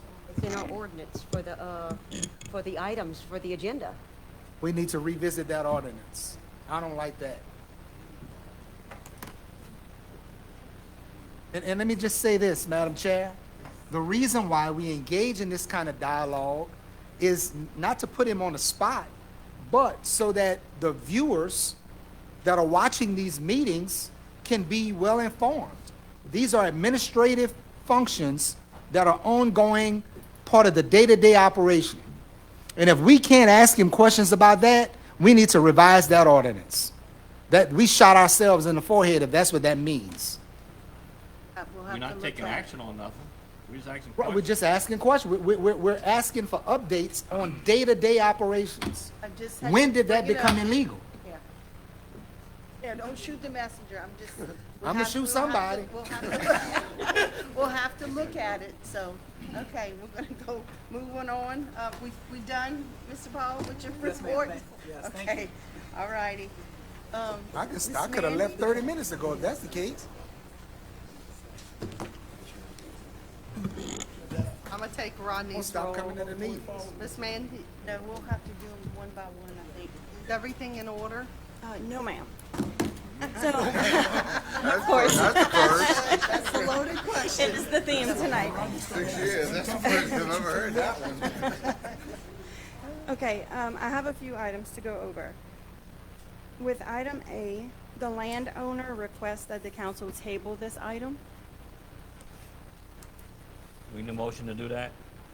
Yep. I so move. Motion by Mr. Adams, second by Dr. Rink. Okay. Need to table it until a certain, you're gonna let me know when it I comes back. will let you know. That's right. Thank you. Okay, all in favor? Aye. Any opposed? Motion carries. What Okay. about B, C, and D, Ms. Mandy? B, I have no issues with. That one's separate too. Would you might wanna take B separate? Okay, I'll make a motion to accept 10B. Motion by Dr. Rink. A second. Second by Mr. Hill. Any discussion? All in favor? Aye. Any opposed? Motion carries. Item C. Okay, item C, the Planning and Zoning Department did receive a complaint about the chickens. So therefore, it triggered us into motion to send them letters to let them know that chickens are not allowed in that district. It's a EN2, they're only allowed in agriculture and conservation. However, they can ask for a specific use, which they did, and it was approved. The person who did call with the initial complaint did not show up in opposition to the meeting. So where does it stand? It was approved. Did Under anybody, planning and did zoning. anybody go to the meeting and abstain or petition? Not with that one. Motion second. I didn't hear it. By Mr. Abear, second by Mr. Hill. Any discussion? And my thing is with this was the roosters. I've got complaints in Bayou Vista. There's chickens and roosters everywhere. And, somebody had, asked about just having chickens, and then it was the roosters. The roosters crow 24/7. So it's like, I talked to Miss Mandy about this zoning or whatever, and then did you have any opposition on it? For the rooster? The roosters, no, or the chickens or whatever. No, And ma'am. you're telling me that the roosters falling in the poultry It is. because of, it could be eaten, it's meat. Yes, So ma'am. it's not, it doesn't lay eggs, but, so, Fertilizes the eggs. so it's like, I'm just kind of opposed. I don't mind chickens, but it's the rooster. I had a rooster next door to me, a couple years ago, and we had an ordinance in, and they had to remove the rooster. So now they allowed to rezone, so it's like, Did you research, Early enough, Gwen. did you research any other municipalities, see what they have? I know Morgan City has chickens, but I don't think they have roosters. No, I have not. Morgan City doesn't allow roosters. They Yeah, have an I ordinance think against I it. know they got chickens, I know a few people Madam Chair, have. what need to get done to, I know you're not going before it, but what would be done to make it allowable for our residents to have these chickens in their yard? Write What do an we need ordinance. to do to get that done? That's one of the items that is on my review that I had, that I've marked to make that correction. And we really need to kind of get somewhat of a little committee together to review those, to then present it to the council, because I got a lot of notes in there.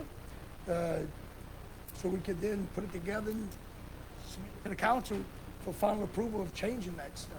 maybe when we do the cat and the animal ordinance, we need to add the chickens in with that? Sure. Or do we do a whole separate I would do those ordinance? two separate.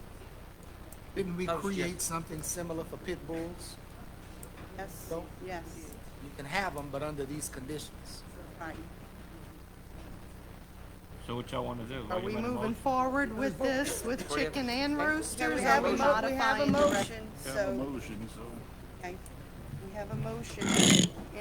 Any more discussion? Madam Chair, can we Yes. eliminate the rooster in this, or we can't? We gotta go as it's wrote. Since it was, I may need your help on this, but since it was voted on, chicken and rooster, I don't think at this level Yeah, we could they've change. been voted and approved by the zoning as a whole, and so now it's coming to the council to approve as that whole, as zoning is presenting it, yeah.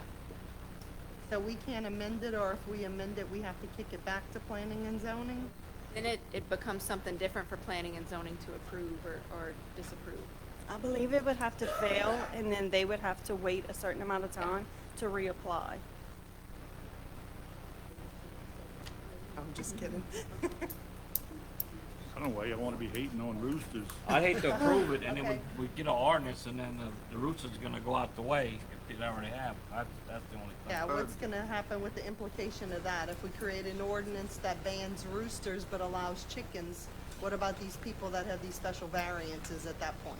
That's why it's a special variance. It don't do any good to have a chicken if you don't have a rooster to fertilize the eggs. So, I mean, if you wanna raise chickens, you gotta have a rooster.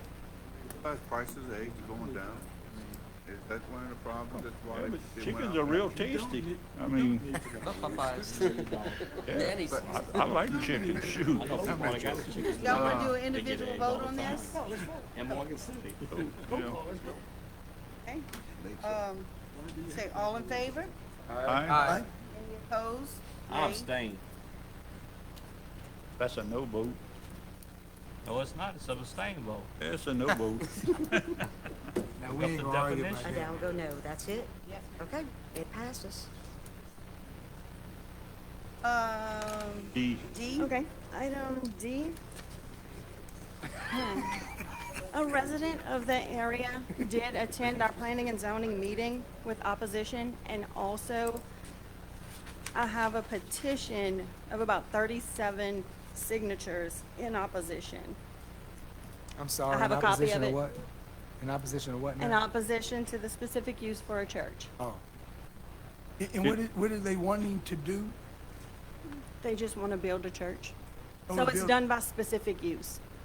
So they asked for the specific use in order to build their church. And I have a petition. Is it in the neighborhood or what is it in? It is in a What neighborhood. about It's parking? mostly residential, and I think that's, What about parking? Would they have enough ample parking if they build it? they would have enough parking because they have 2 lots, and I think they're even going for 3.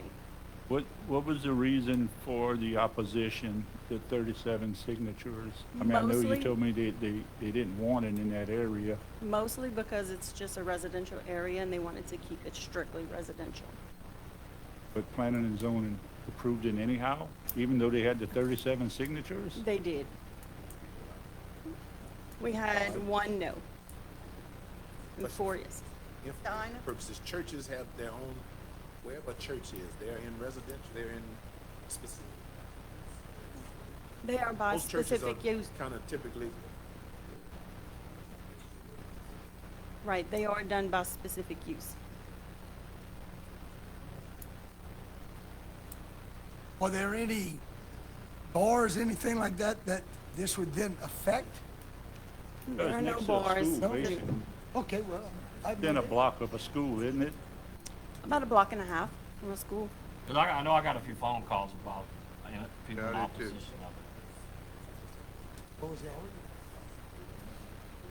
They They just don't weren't want it in their attending neighborhood. it, so they didn't want it in their neighborhood.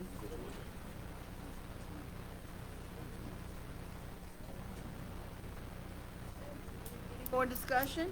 You ready to vote on it? A motion or second, yeah. I need to entertain a motion. so now what's the Could- motion for? Approve it. To I approve, would us ask, to approve of could we him table building it the to the church? next meeting? Yeah, there was a, I would like to table it and make some calls and I didn't receive any calls, and I don't know anything about it, but I'd like I to got find out calls before I on it. would Yeah, I did. vote yes or no on it. I think several of us up here did Like get to some make that calls. an emotion? So didn't call me. I would like to Didn't make call an motion that we back table either. it to the next meeting. Have a motion by Mr. Abear. We have a second? Second. Second by Mr. Adams. More discussion? Oh, no discussion, I'm sorry. Okay, all in favor? Aye. No. Let the man open his church.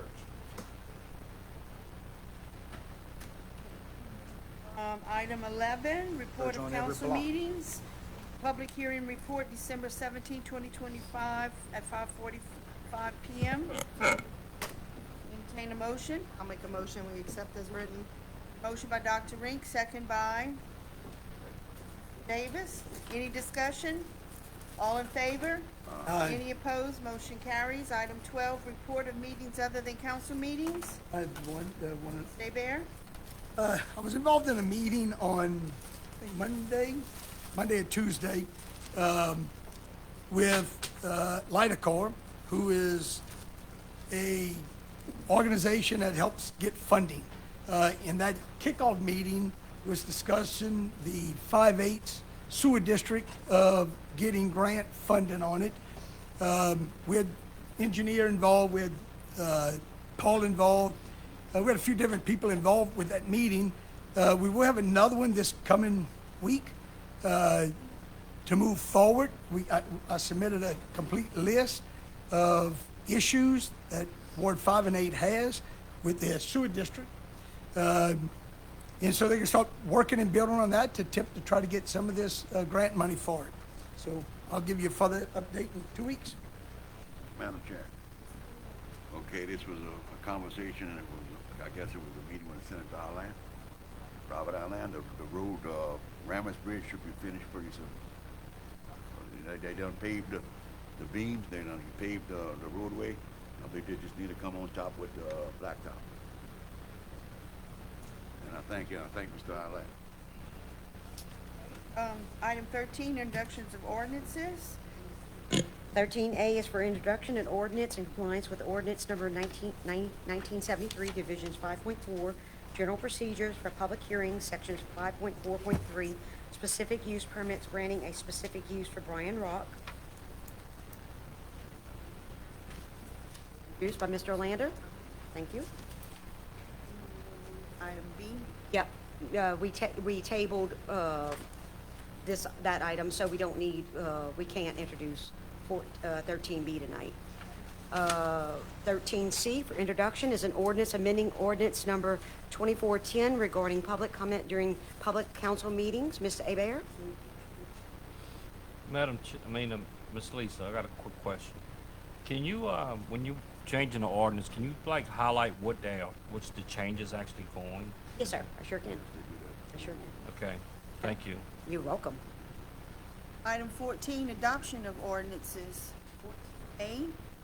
14A is an ordinance calling an election in St. Mary Parish to submit to the qualified electors the proposed amended Home Rule Charter as submitted by the St. Mary Parish Home Rule Charter Revision Commission pursuant to LARS 331395.1 and ordinance number 2371. Second. Motion by Mr. Ina, second by Mr. Adams. Any discussion? I have a question. I've been asked several times that when this vote goes, is the yes vote gonna mean for a new chart, the changes, or is the no vote gonna be that? Can you check with who's doing? Be to make the changes. So we need to make sure that's, because I know sometimes they confuse you with the state when they do some of these amendments. We'll have to do our homework. Good. Like, For the public.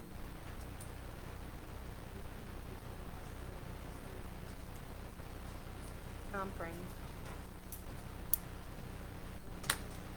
Discussion? Yes, ma'am. Okay, Reverend Matthews? Thank you, Madam Chair. Is there anything in the statute that would prevent this body from proposing additional items for that same ballot? Additional charter changes for that same ballot? it's probably too late. Not necessarily to conflict what the commission has already put forward, but in addition to, or perhaps as an alternative. Well, we'll double check with our bond attorney to make sure that the timing for the ballot is, that we're still in a good window. But there is a provision in our charter currently that the council can produce something to go on the ballot. Yes, sir. Right, on that same ballot. Yes. Okay. It's given that, I don't know the specifics of the timeline, but yes, given that we're not. I would love to know the answer to that. Yeah. Before we out of the window. Ms. Lisa Morgan can contact our outside counsel to double check on that. Thank you. Would that apply even if it's in conflict with Commission's recommendation? The charter doesn't address whether it's conflicting or congruent with what is already placed on the ballot by a commission. I can double check state statute, but as far as I'm aware right now, the council has the authority to put something together to go to the ballot.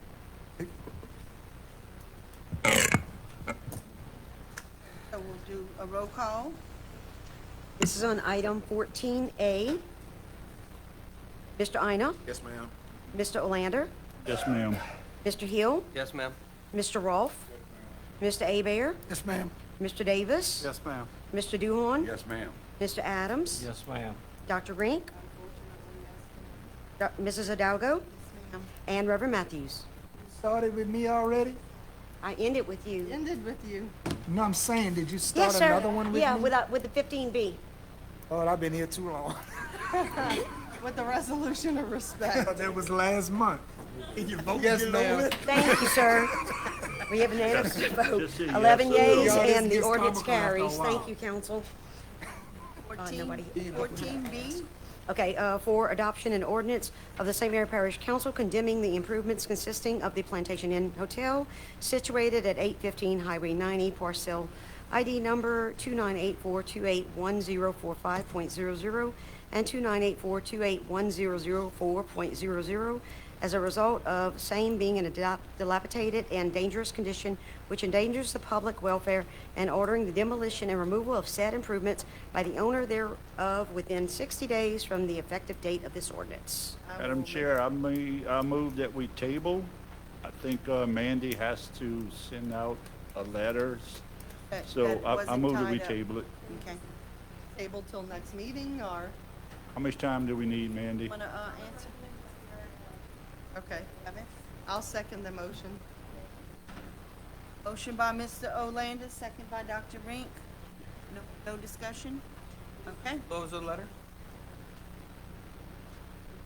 Notification to the landowner. Yeah, they're required to receive it, and with the mail, they just hadn't received it as required. So they just need more time to make sure it's delivered properly. What happened, just. All in favor? Aye. Any opposed? Motion carries. 15, resolutions. Ms. Lisi, you wanna? Yes.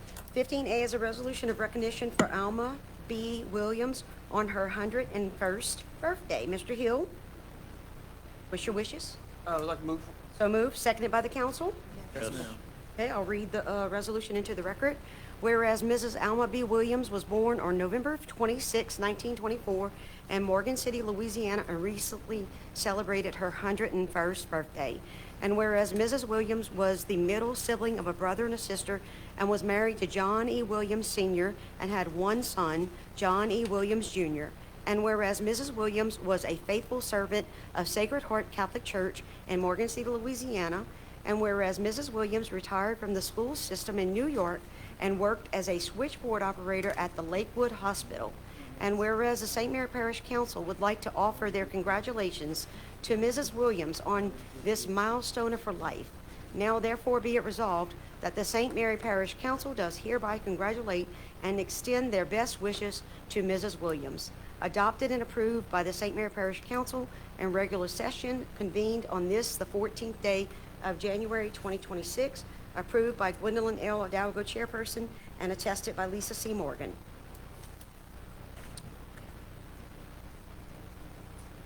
More discussion? Call? This is on item 15A. I'm writing the wrong name. Mr. Olander? Yes, ma'am. Mr. Hill? Yes, ma'am. Mr. Rolfe? Yes, ma'am. Mr. Abear? Mr. Davis? Yes, ma'am. Mr. Duhorn? Yes, ma'am. Mr. Adams? Yes, ma'am. Dr. Rink? Mrs. Hidalgo? Yes, ma'am. Reverend Matthews? Yes, ma'am. And Mr. Ina? Yes, ma'am. We have 11 days, and the resolution carries. Thank you. We've already taken care of 14B. 15B. 15C is a resolution authorizing the St. Mary Parish Council to request Water and Sewer Commission number 3 rescind their action regarding employees' insurance. Mr. Olander? So moved. By Mr. Olander. Second. Reverend Matthews. Any discussion? This is on item 15C. Mr. Hill? Yes, ma'am. Mr. Rolfe? Ma'am. Mr. Abear? Yes, ma'am. Mr. Davis? Yes, ma'am. Mr. Duhorn? Yes, ma'am.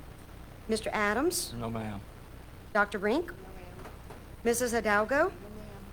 Reverend Matthews? Yes, ma'am. Mr. Ina? Yes, ma'am. And Mr. Olander? Yes, ma'am. We have 7 yeas and 4 nays, and it passes. Items 15. 15E will be removed because it was written up wrong. So 15E will be removed tonight because it was written up wrong. So I'm going to ask y'all to expand the agenda for another airport resolution, and I'll read that for you later, okay? Okay. All right, we have F is a resolution. What happened to D? 15D. Oh, I'm so sorry. D, resolution requesting St. Mary Parish municipalities to help fund the transportation and elderly feeding programs for St. Mary Community Action Agency. Reverend Matthews. Yes, ma'am. I wanted to ask a question. Do I need to offer a motion first? Okay, I'll move. By Reverend Matthews, second by Mr. Abear, and then we'll go into discussion. Yes, ma'am. Madam Chair, would it be problematic to amend the resolution to include other nonprofits that request those non-governmental entities that request that type of funding for us, and let that resolution to the municipalities reflect all of those entities as opposed to just one, as Ms. Beverly pointed out? Would we need to retract this and start all over again? Or could we simply amend the verbiage in this current resolution? As long as your request is the same, I think you can amend it as is. So instead of requesting it from St. Mary Parish municipalities, it would be a resolution requesting St. Mary Parish municipalities and, Well, no, it would be to the municipalities, asking them to support all of the non-governmental entities that we support. I'm sorry, I mixed it up. Something to that effect. I mean, we can work on the verbiage to get it right, but Okay. as opposed to singling out just that one, because basically all this is encouraging them to try to support, to try to financially support those public services. I think that'd be appropriate, Reverend Matthews. Yes, sir. Can he just state it as amended with what he spoke of? Or Well, yeah, we'll do yes, an amended motion. We'll vote to amend and then vote on it as amended. Just for clarification, Madam Council, we're just going from one to all. Basically, that's the change, right? Instead of asking one, asking for all. Instead of asking the municipalities to support one entity, one non-governmental entity, that we have funded, or that are in our budget to fund, that they would support all of them. And we could list them if you want to, because we know who they are. I think that'd be good. Yeah, we can list them somewhere in one of the articles. But the change would essentially be to reference all of them, so that they understand that our support and recommendation is that they would financially support in some way. Well, I mean, it's going to be up to them how they do it anyway, but that in some way they would support all of these entities. Now, if they choose to fund one versus four, that's their business. But the request or the encouragement from us would be to support all. Right. And I apologize that I didn't bring that up in our conversation before. It certainly wasn't to slight or neglect any of the other entities, but yes, Community Action has been up here repeatedly making this request. And so I think our conversation just kind of geared to that one.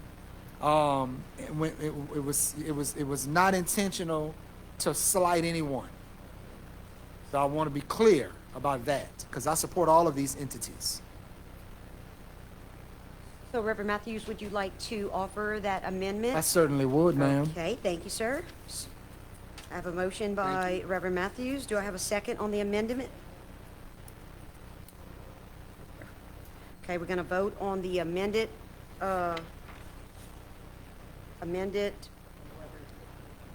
whether to amend it, that's correct. Okay. Mr. Rolfe? Yes, ma'am. Mr. Abear? Yes, ma'am. Mr. Davis? Yes, ma'am. Mr. Duhon? Yes, ma'am. Mr. Adams? Yes, ma'am. Dr. Rink? Yes, ma'am. Mrs. Hidalgo? Yes, ma'am. Reverend Matthews? Ma'am. Mr. Ina? Ma'am. Mr. Olander? Yes, ma'am. And Mr. Hill? Yes, ma'am. We have 11 yeas and the amendment passed, the amended motion passes. Thank you. And thank you for your help, Madam Council, for drafting that. Thank you for your assistance. Thank you. Anytime. Now we're going to vote on the original motion. As amended. Huh? As amended. As amended. The original motion as amended. See how convoluted this gets? So we always done it. I know. All right. Okay. Everyone's ready? Mr. Abear? Yes, ma'am. Mr. Davis? Yes, ma'am. Mr. Duhon? Yes, ma'am. Mr. Adams? Yes, ma'am. Dr. Rink? Yes, ma'am. Mrs. Hidalgo? Yes, ma'am. Reverend Matthews? Yes, ma'am. Mr. Ina? Yes, ma'am. Mr. Olander? Yes, ma'am. Mr. Hill? Yes, ma'am. And Mr. Rolfe? Yes, ma'am. 11 yeas and it passes. Thank you. Yes, we do. And y'all need to stop talking because I can't hear anything. The deaf clerk of council. So when y'all speak, I cannot hear. Okay, Councilman Hill? moving on. Yes, ma'am. Thank you. F is a resolution approving and authorizing the parish president to execute amendment number 2, task order number 3, relative to the North Apron rehab design at the Harry P. Williams Memorial Airport. G is a resolution approving and authorizing the parish president to execute amendment number 4 to task order number 1 of the MSA with Aptum dated March 23rd, 2022, relative to the runway and taxiway overlay design project at the Harry P. Williams Memorial Airport. All together, I'll make the motion for all Okay. three. Okay, and H is a resolution ordering,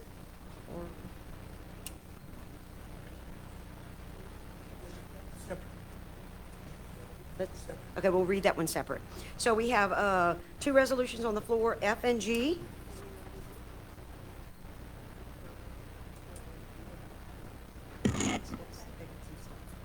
Fine. I'll make a motion for F and G. Thank you, Dr. Rink. Motion by Dr. Rink, second by Mr. Ruff. Any discussion? Roll call. Thank you. This is on items F and G. F and G.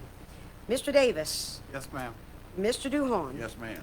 Mr. Adams. Yes, ma'am. Dr. Rink. Yes. Mrs. Hidalgo. Yes, ma'am. Reverend Matthews. Yes, ma'am. Mr. Aina. Yes, ma'am. Mr. Orlander. Yes, ma'am. Mr. Hill. Yes, ma'am. Mr. Rolfe. Yes, ma'am. And Mr. Abear. Yes, ma'am. We have 11 days, and the resolutions carry. Thank y'all.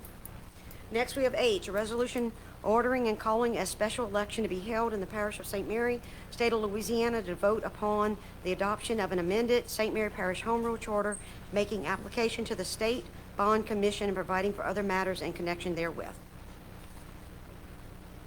Madam Chair, I would ask if we could table this.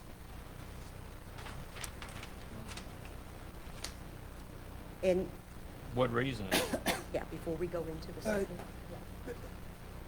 If we, maybe Paul, would you want to elaborate? Yeah, we're exploring the election costs. Clarifying the Yeah, election we're- costs. Yeah, clarifying what the cost of the election is going to be. So before we pass the resolution, we'd like to see if we could put it on a ballot that would be less cost to the parish. I thought we had an ordinance that we had to, That was my exact point. I do want to emphasize for the council that the ordinance that is being adopted is though essentially legislation by the council, putting this matter on the ballot as you're required to by law. You're required, no matter the cost, to put it on the first available ballot. I do believe that Mr. Paul and maybe Mrs. have been in communication with our outside counsel as far as ballots and all this is concerned.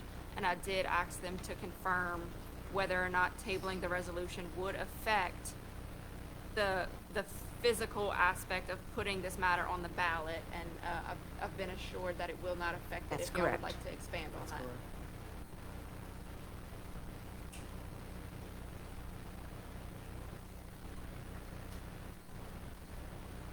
So we have, we have a motion on the floor to table it by Mr. Abear. Do you want to table it to a time uncertain or to a certain meeting? Let's do a time uncertain until he gets those costs back, then we'll know exactly when to approve. Sir, thank you. when you're gonna get the cost, how long that's gonna take? I don't think it's going to take that long, but we still have time to put it on June. I mean, we have till sometime in March. But we're trying to get with the Secretary of Okay. State and to see what the future ones are going to cost. I just want to emphasize again that regardless of the cost, the council is under obligation under state statute to put that on the first available regardless of cost. Madam Council, so just for clarification, so we're required to put it on, when would the next ballot be? When is the next ballot? June, right? Early June June, I 27th. think. It's the end So of we're June. required to put it on June, or, The March ballot. so if we don't, The or next whatever the next available. ballot is, if we don't, June's what's the the, first ballot. what's the, Breaking the law and opening yourself up to liability and litigation. that part? From That's the issue. Whoever decides to sue. Or the public. Because that's kind of why the commission structure is set up like it is, to make sure, and I'm not debating it, I'm just saying that I don't want us to be put in a position to where somebody says, hey, No, you're right. That's why I don't like this the is the time law, uncertain. and the next ballot, whatever that date is, and that comes and goes and we don't, I think that's more so, that's a problem. I think might be an issue. And as I said, the ordinance that was up for adoption tonight, that is gonna be the act of the council that is putting it on that ballot, not the resolution. The ordinance is what's gonna force it to be put on a We ballot. can put it on the purpose of March the 11th resolution? agenda. Why not February? I mean, they should have time to get the numbers don't take long to get, do it to in- generate. We have,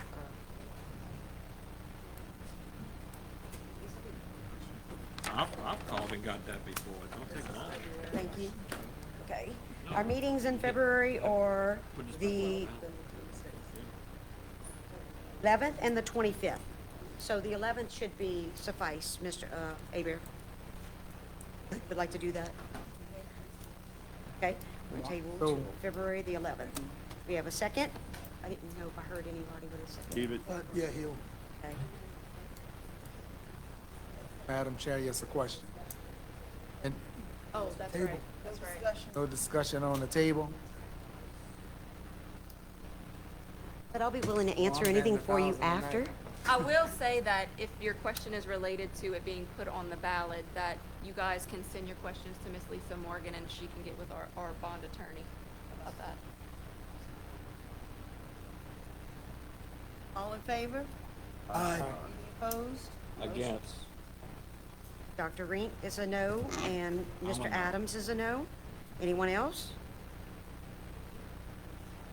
Carries. Okay.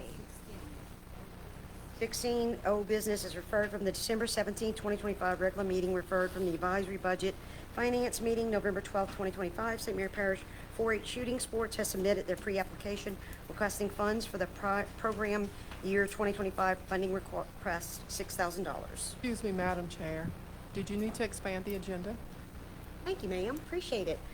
Thank y'all so much. Okay, so let's go back to what happened was we had 3 resolutions for the agenda, and one of them got a little bit confused and mixed up. So that's why I asked y'all to just totally withdraw it. So I would like to ask for a expansion of the agenda to introduce and adopt a resolution approving and authorizing the parish president to execute amendment number 1 to task order number 4 of the MSA with Aptum dated January 5th, 2023, relative to the parking lot and carport design project at the Harry P. Williams Memorial Airport. So moved. Thank you. So moved for expansion. Yes. Thank you.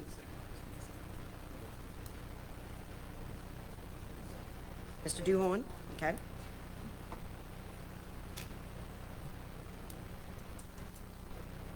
All in favor? Aye. Any opposed?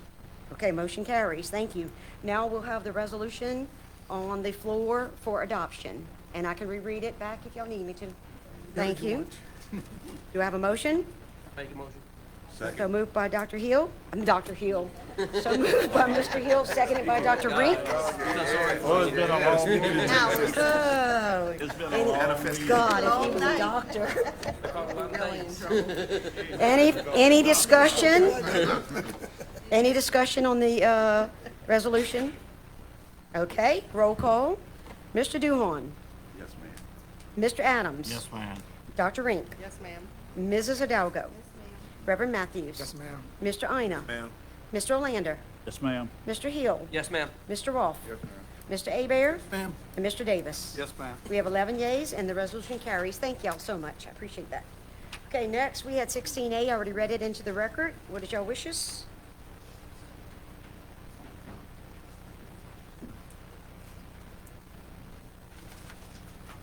No action? Okay, moving on.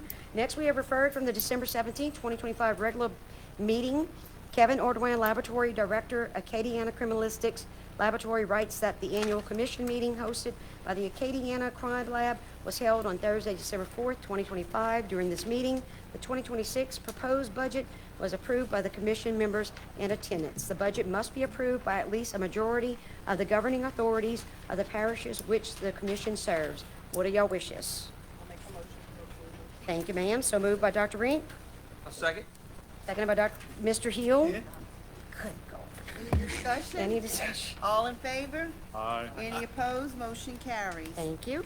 17, new business. Next, we have Tamara Barrett, Office Administrator, has written as directed and on behalf of the St. Mary Parish Water and Sewer Commission Number 4, I am submitting this request to convey the Commission's recommendation that Willie Scott and William P. Gray be reappointed to new terms beginning in January 2026. The Commission also requests that the Council proceed with the appointment of the 7th board member. The seat has remained vacant for several months following the passing of former Commissioners Stephanie Milton. This is for informational purposes, but it will be on next meeting. What else about it? So it's Yes, gonna be sir. all, it's gonna be 3 positions for next meeting. Yes, sir, yes, sir, it can, Because because according we to what- still have, the vacancy was still good for Ms. Milton, that's correct.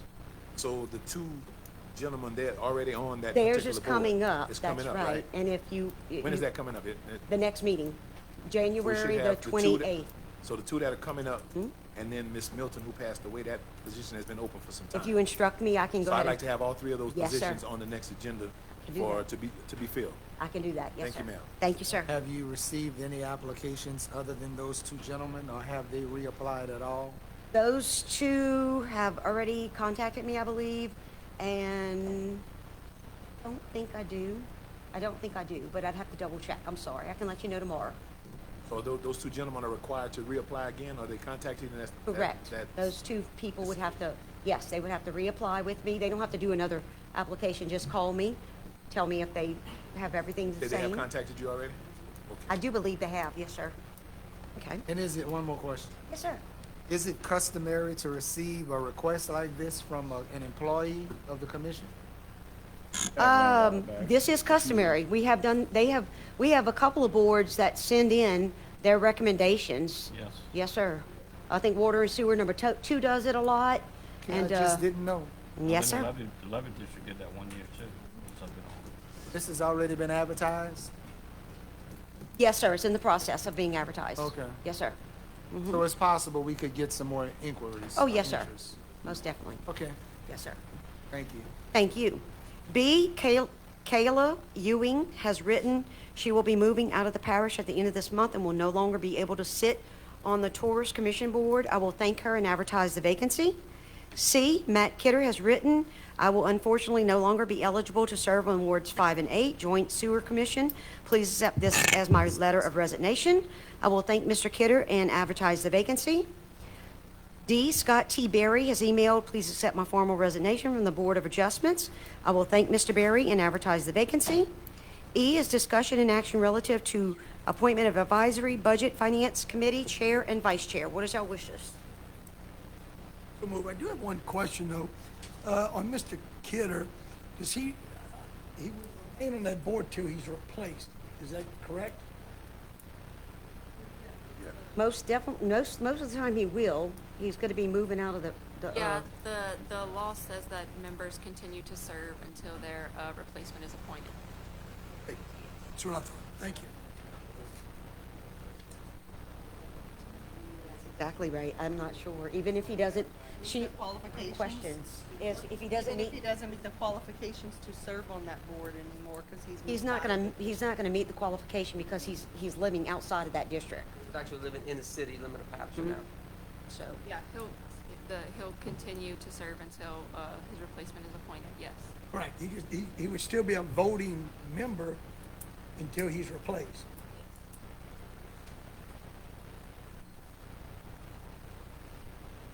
next we have the Advisory Budget Finance Committee Chair and Vice Chair. What is your wishes? Madam Chair, I'd like to move on Reverend Craig Matthews to be the Advisory Budget Finance. Second. Okay. Any discussion? All in favor? Aye. Any opposed? Motion carries. Congratulations, Rev. Thank you. Okay. Next, we have the Vice Chair of the Finance Committee. Open the nominations. I'd like to offer, I'd like to offer a motion to appoint Dr. Kristi Rink as Vice Chair. Second. Do you accept the nomination, Dr. Rink? I think this is a voluntold issue, Can but it- can that sure, largest serve why on that not? I board? spend enough That time position? on it. Thank you. Okay, all in favor? Question. Oh, I'm sorry. At largest? Question was, can an at-large serve There's on that nothing board? that, Well, everybody, the entire council is a part of the committee. Mm-hmm, that's And correct, I don't Reverend. know if there's a restriction as to who can serve in the office. I've never seen one, and it's not in the charter. Madam Chair, I'd like to offer an amended motion to appoint Mr. David Hill as vice chair. Interesting. Opposed to that, Dr. Rink, you want to be? I mean, I'm good with it because I spend enough time with the budget and figuring out stuff, so it's fine. I'd like to stay with my motion and Okay, we have a motion by Mr. I don't know if it Ina matters. Craig ain't never missed one. to appoint Mr. Hill. Do we have a second? No second Second on what? on Mr. Hill. Oh.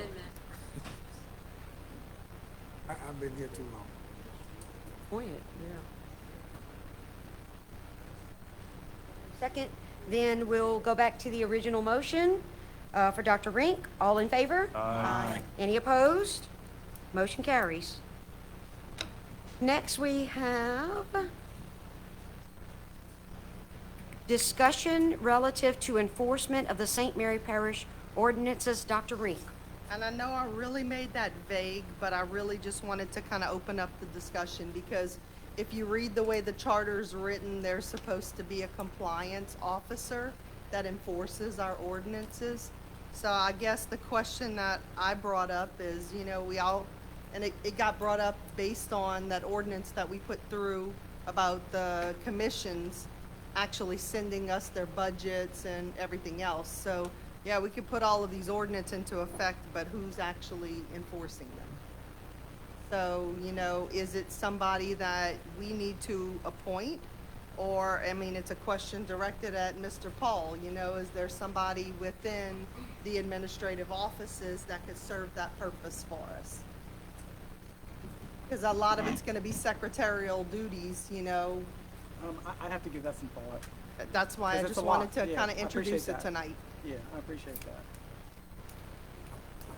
so Dr. Rink, so if whoever the person is, if we get that person to force it, then enforcement should come along with penalties or consequences or something? Correct. Like Councilman Duhon's been asking for some information for the longest time and has not yet received it, right, Councilman Correct. Duhon? Right. So this person would see to it that that request would be enforced? And if that request isn't enforced, There'd be alert some type us, of penalty for alert it? the council that that's not happening, and, then we deal with the situation, whether it's, board members that have issues, et cetera. But I think it's a way to be transparent and bring it to light if we're not getting, the only way we can lead this parish is by an appropriate exchange of information. And if we're not getting that information, then how can you actually move stuff forward?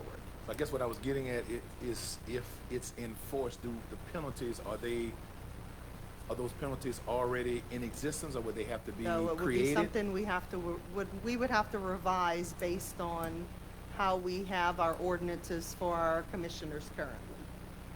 But if they willfully won't release any records, public Right. records, then you can remove the board members. So I guess the big issue that approaches is this just cause, for removing board members sometimes, and that's kind of a vague territory.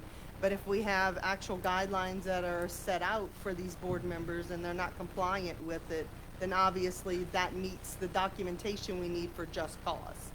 No, I support the ordinance. I'm just trying to think it out, and if somebody, because there's gonna be somebody out there Correct. that doesn't want to do or want to be compliant. Correct. Well, So- then, Got some right now? I Right. think that's how we get decent board members that want to do the right thing for their community, Right. is by holding them accountable. We're held accountable for their actions, so we need a better way to hold them accountable for what they're actually doing. Madam Chair.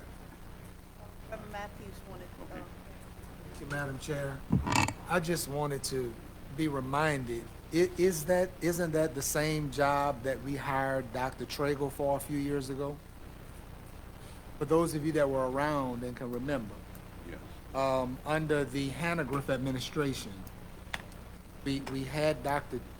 Tim Trago assigned to go and attend commission meetings of various, well, I think he went to all the boards and reminded them of the requirements of the ordinance and what they're supposed to be doing, and took an assessment of their internal operations to determine whether or not they were compliant, not just with that ordinance, but state law and other regulatory matters, and brought back reports to the administration regarding that, and there were some boards that were found out of compliance and just willfully negligent, choosing not to follow certain regimented protocols.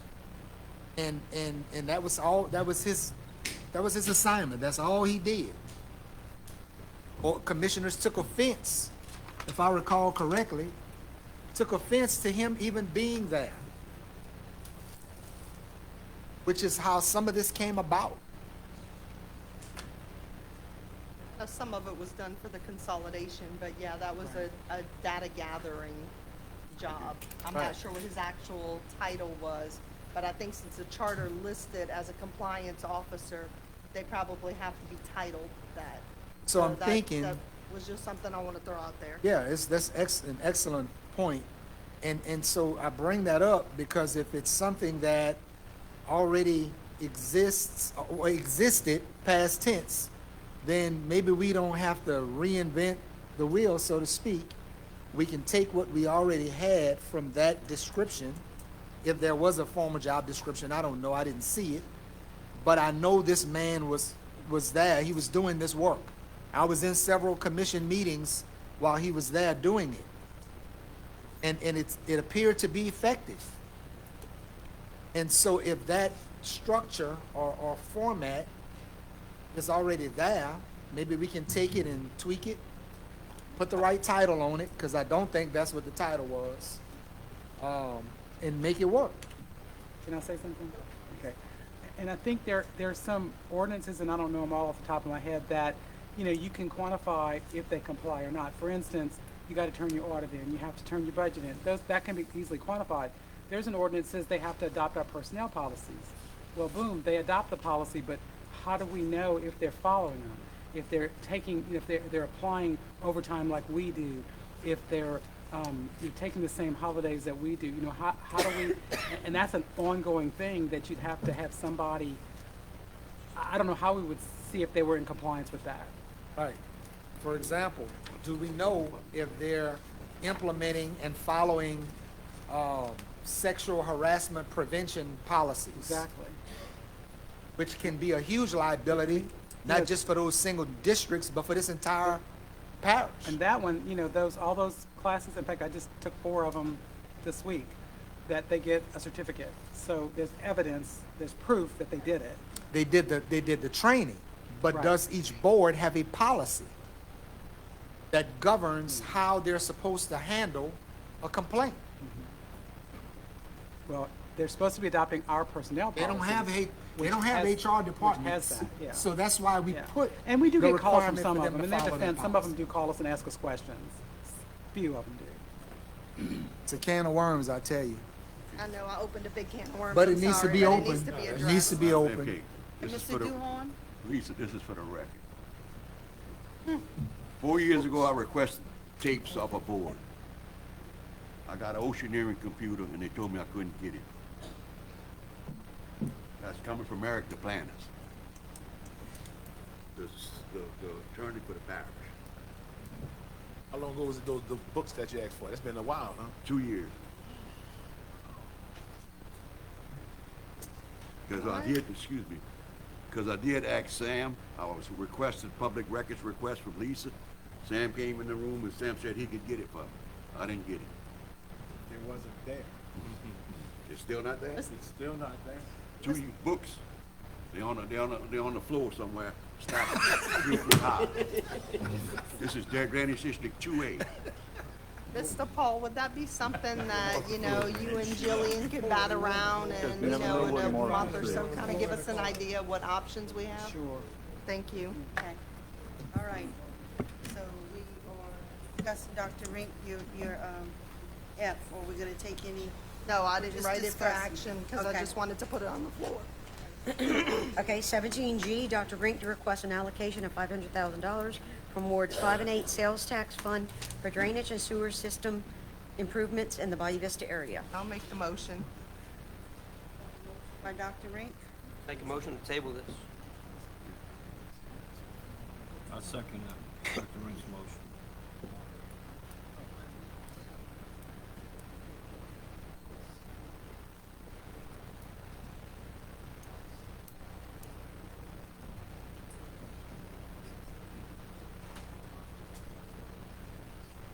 That would be an amendment to table. Correct.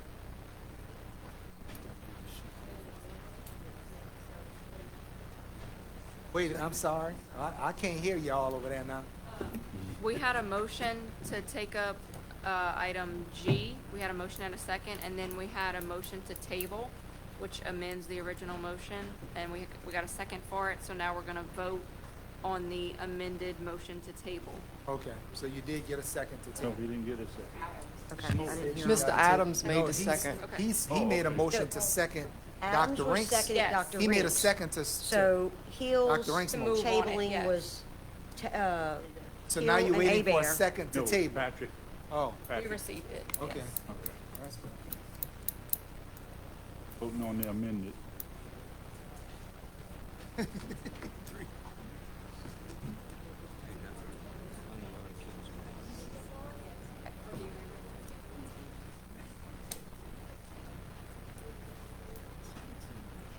this is to vote on the amendment, to amend it. Mr. Adams? No. Dr. Rink? Mrs. Hidalgo? Yes. Reverend Matthews? Yes, ma'am. Mr. Ina? Yes, ma'am. Mr. Olander? Yes, ma'am.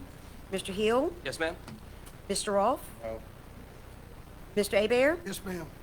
Mr. Davis? Yes. Mr. Duhon? Yes, ma'am. Okay. We have 8-3, which passes with the amendment, and now we have to do, they just have to do a tabling now? favor. Okay.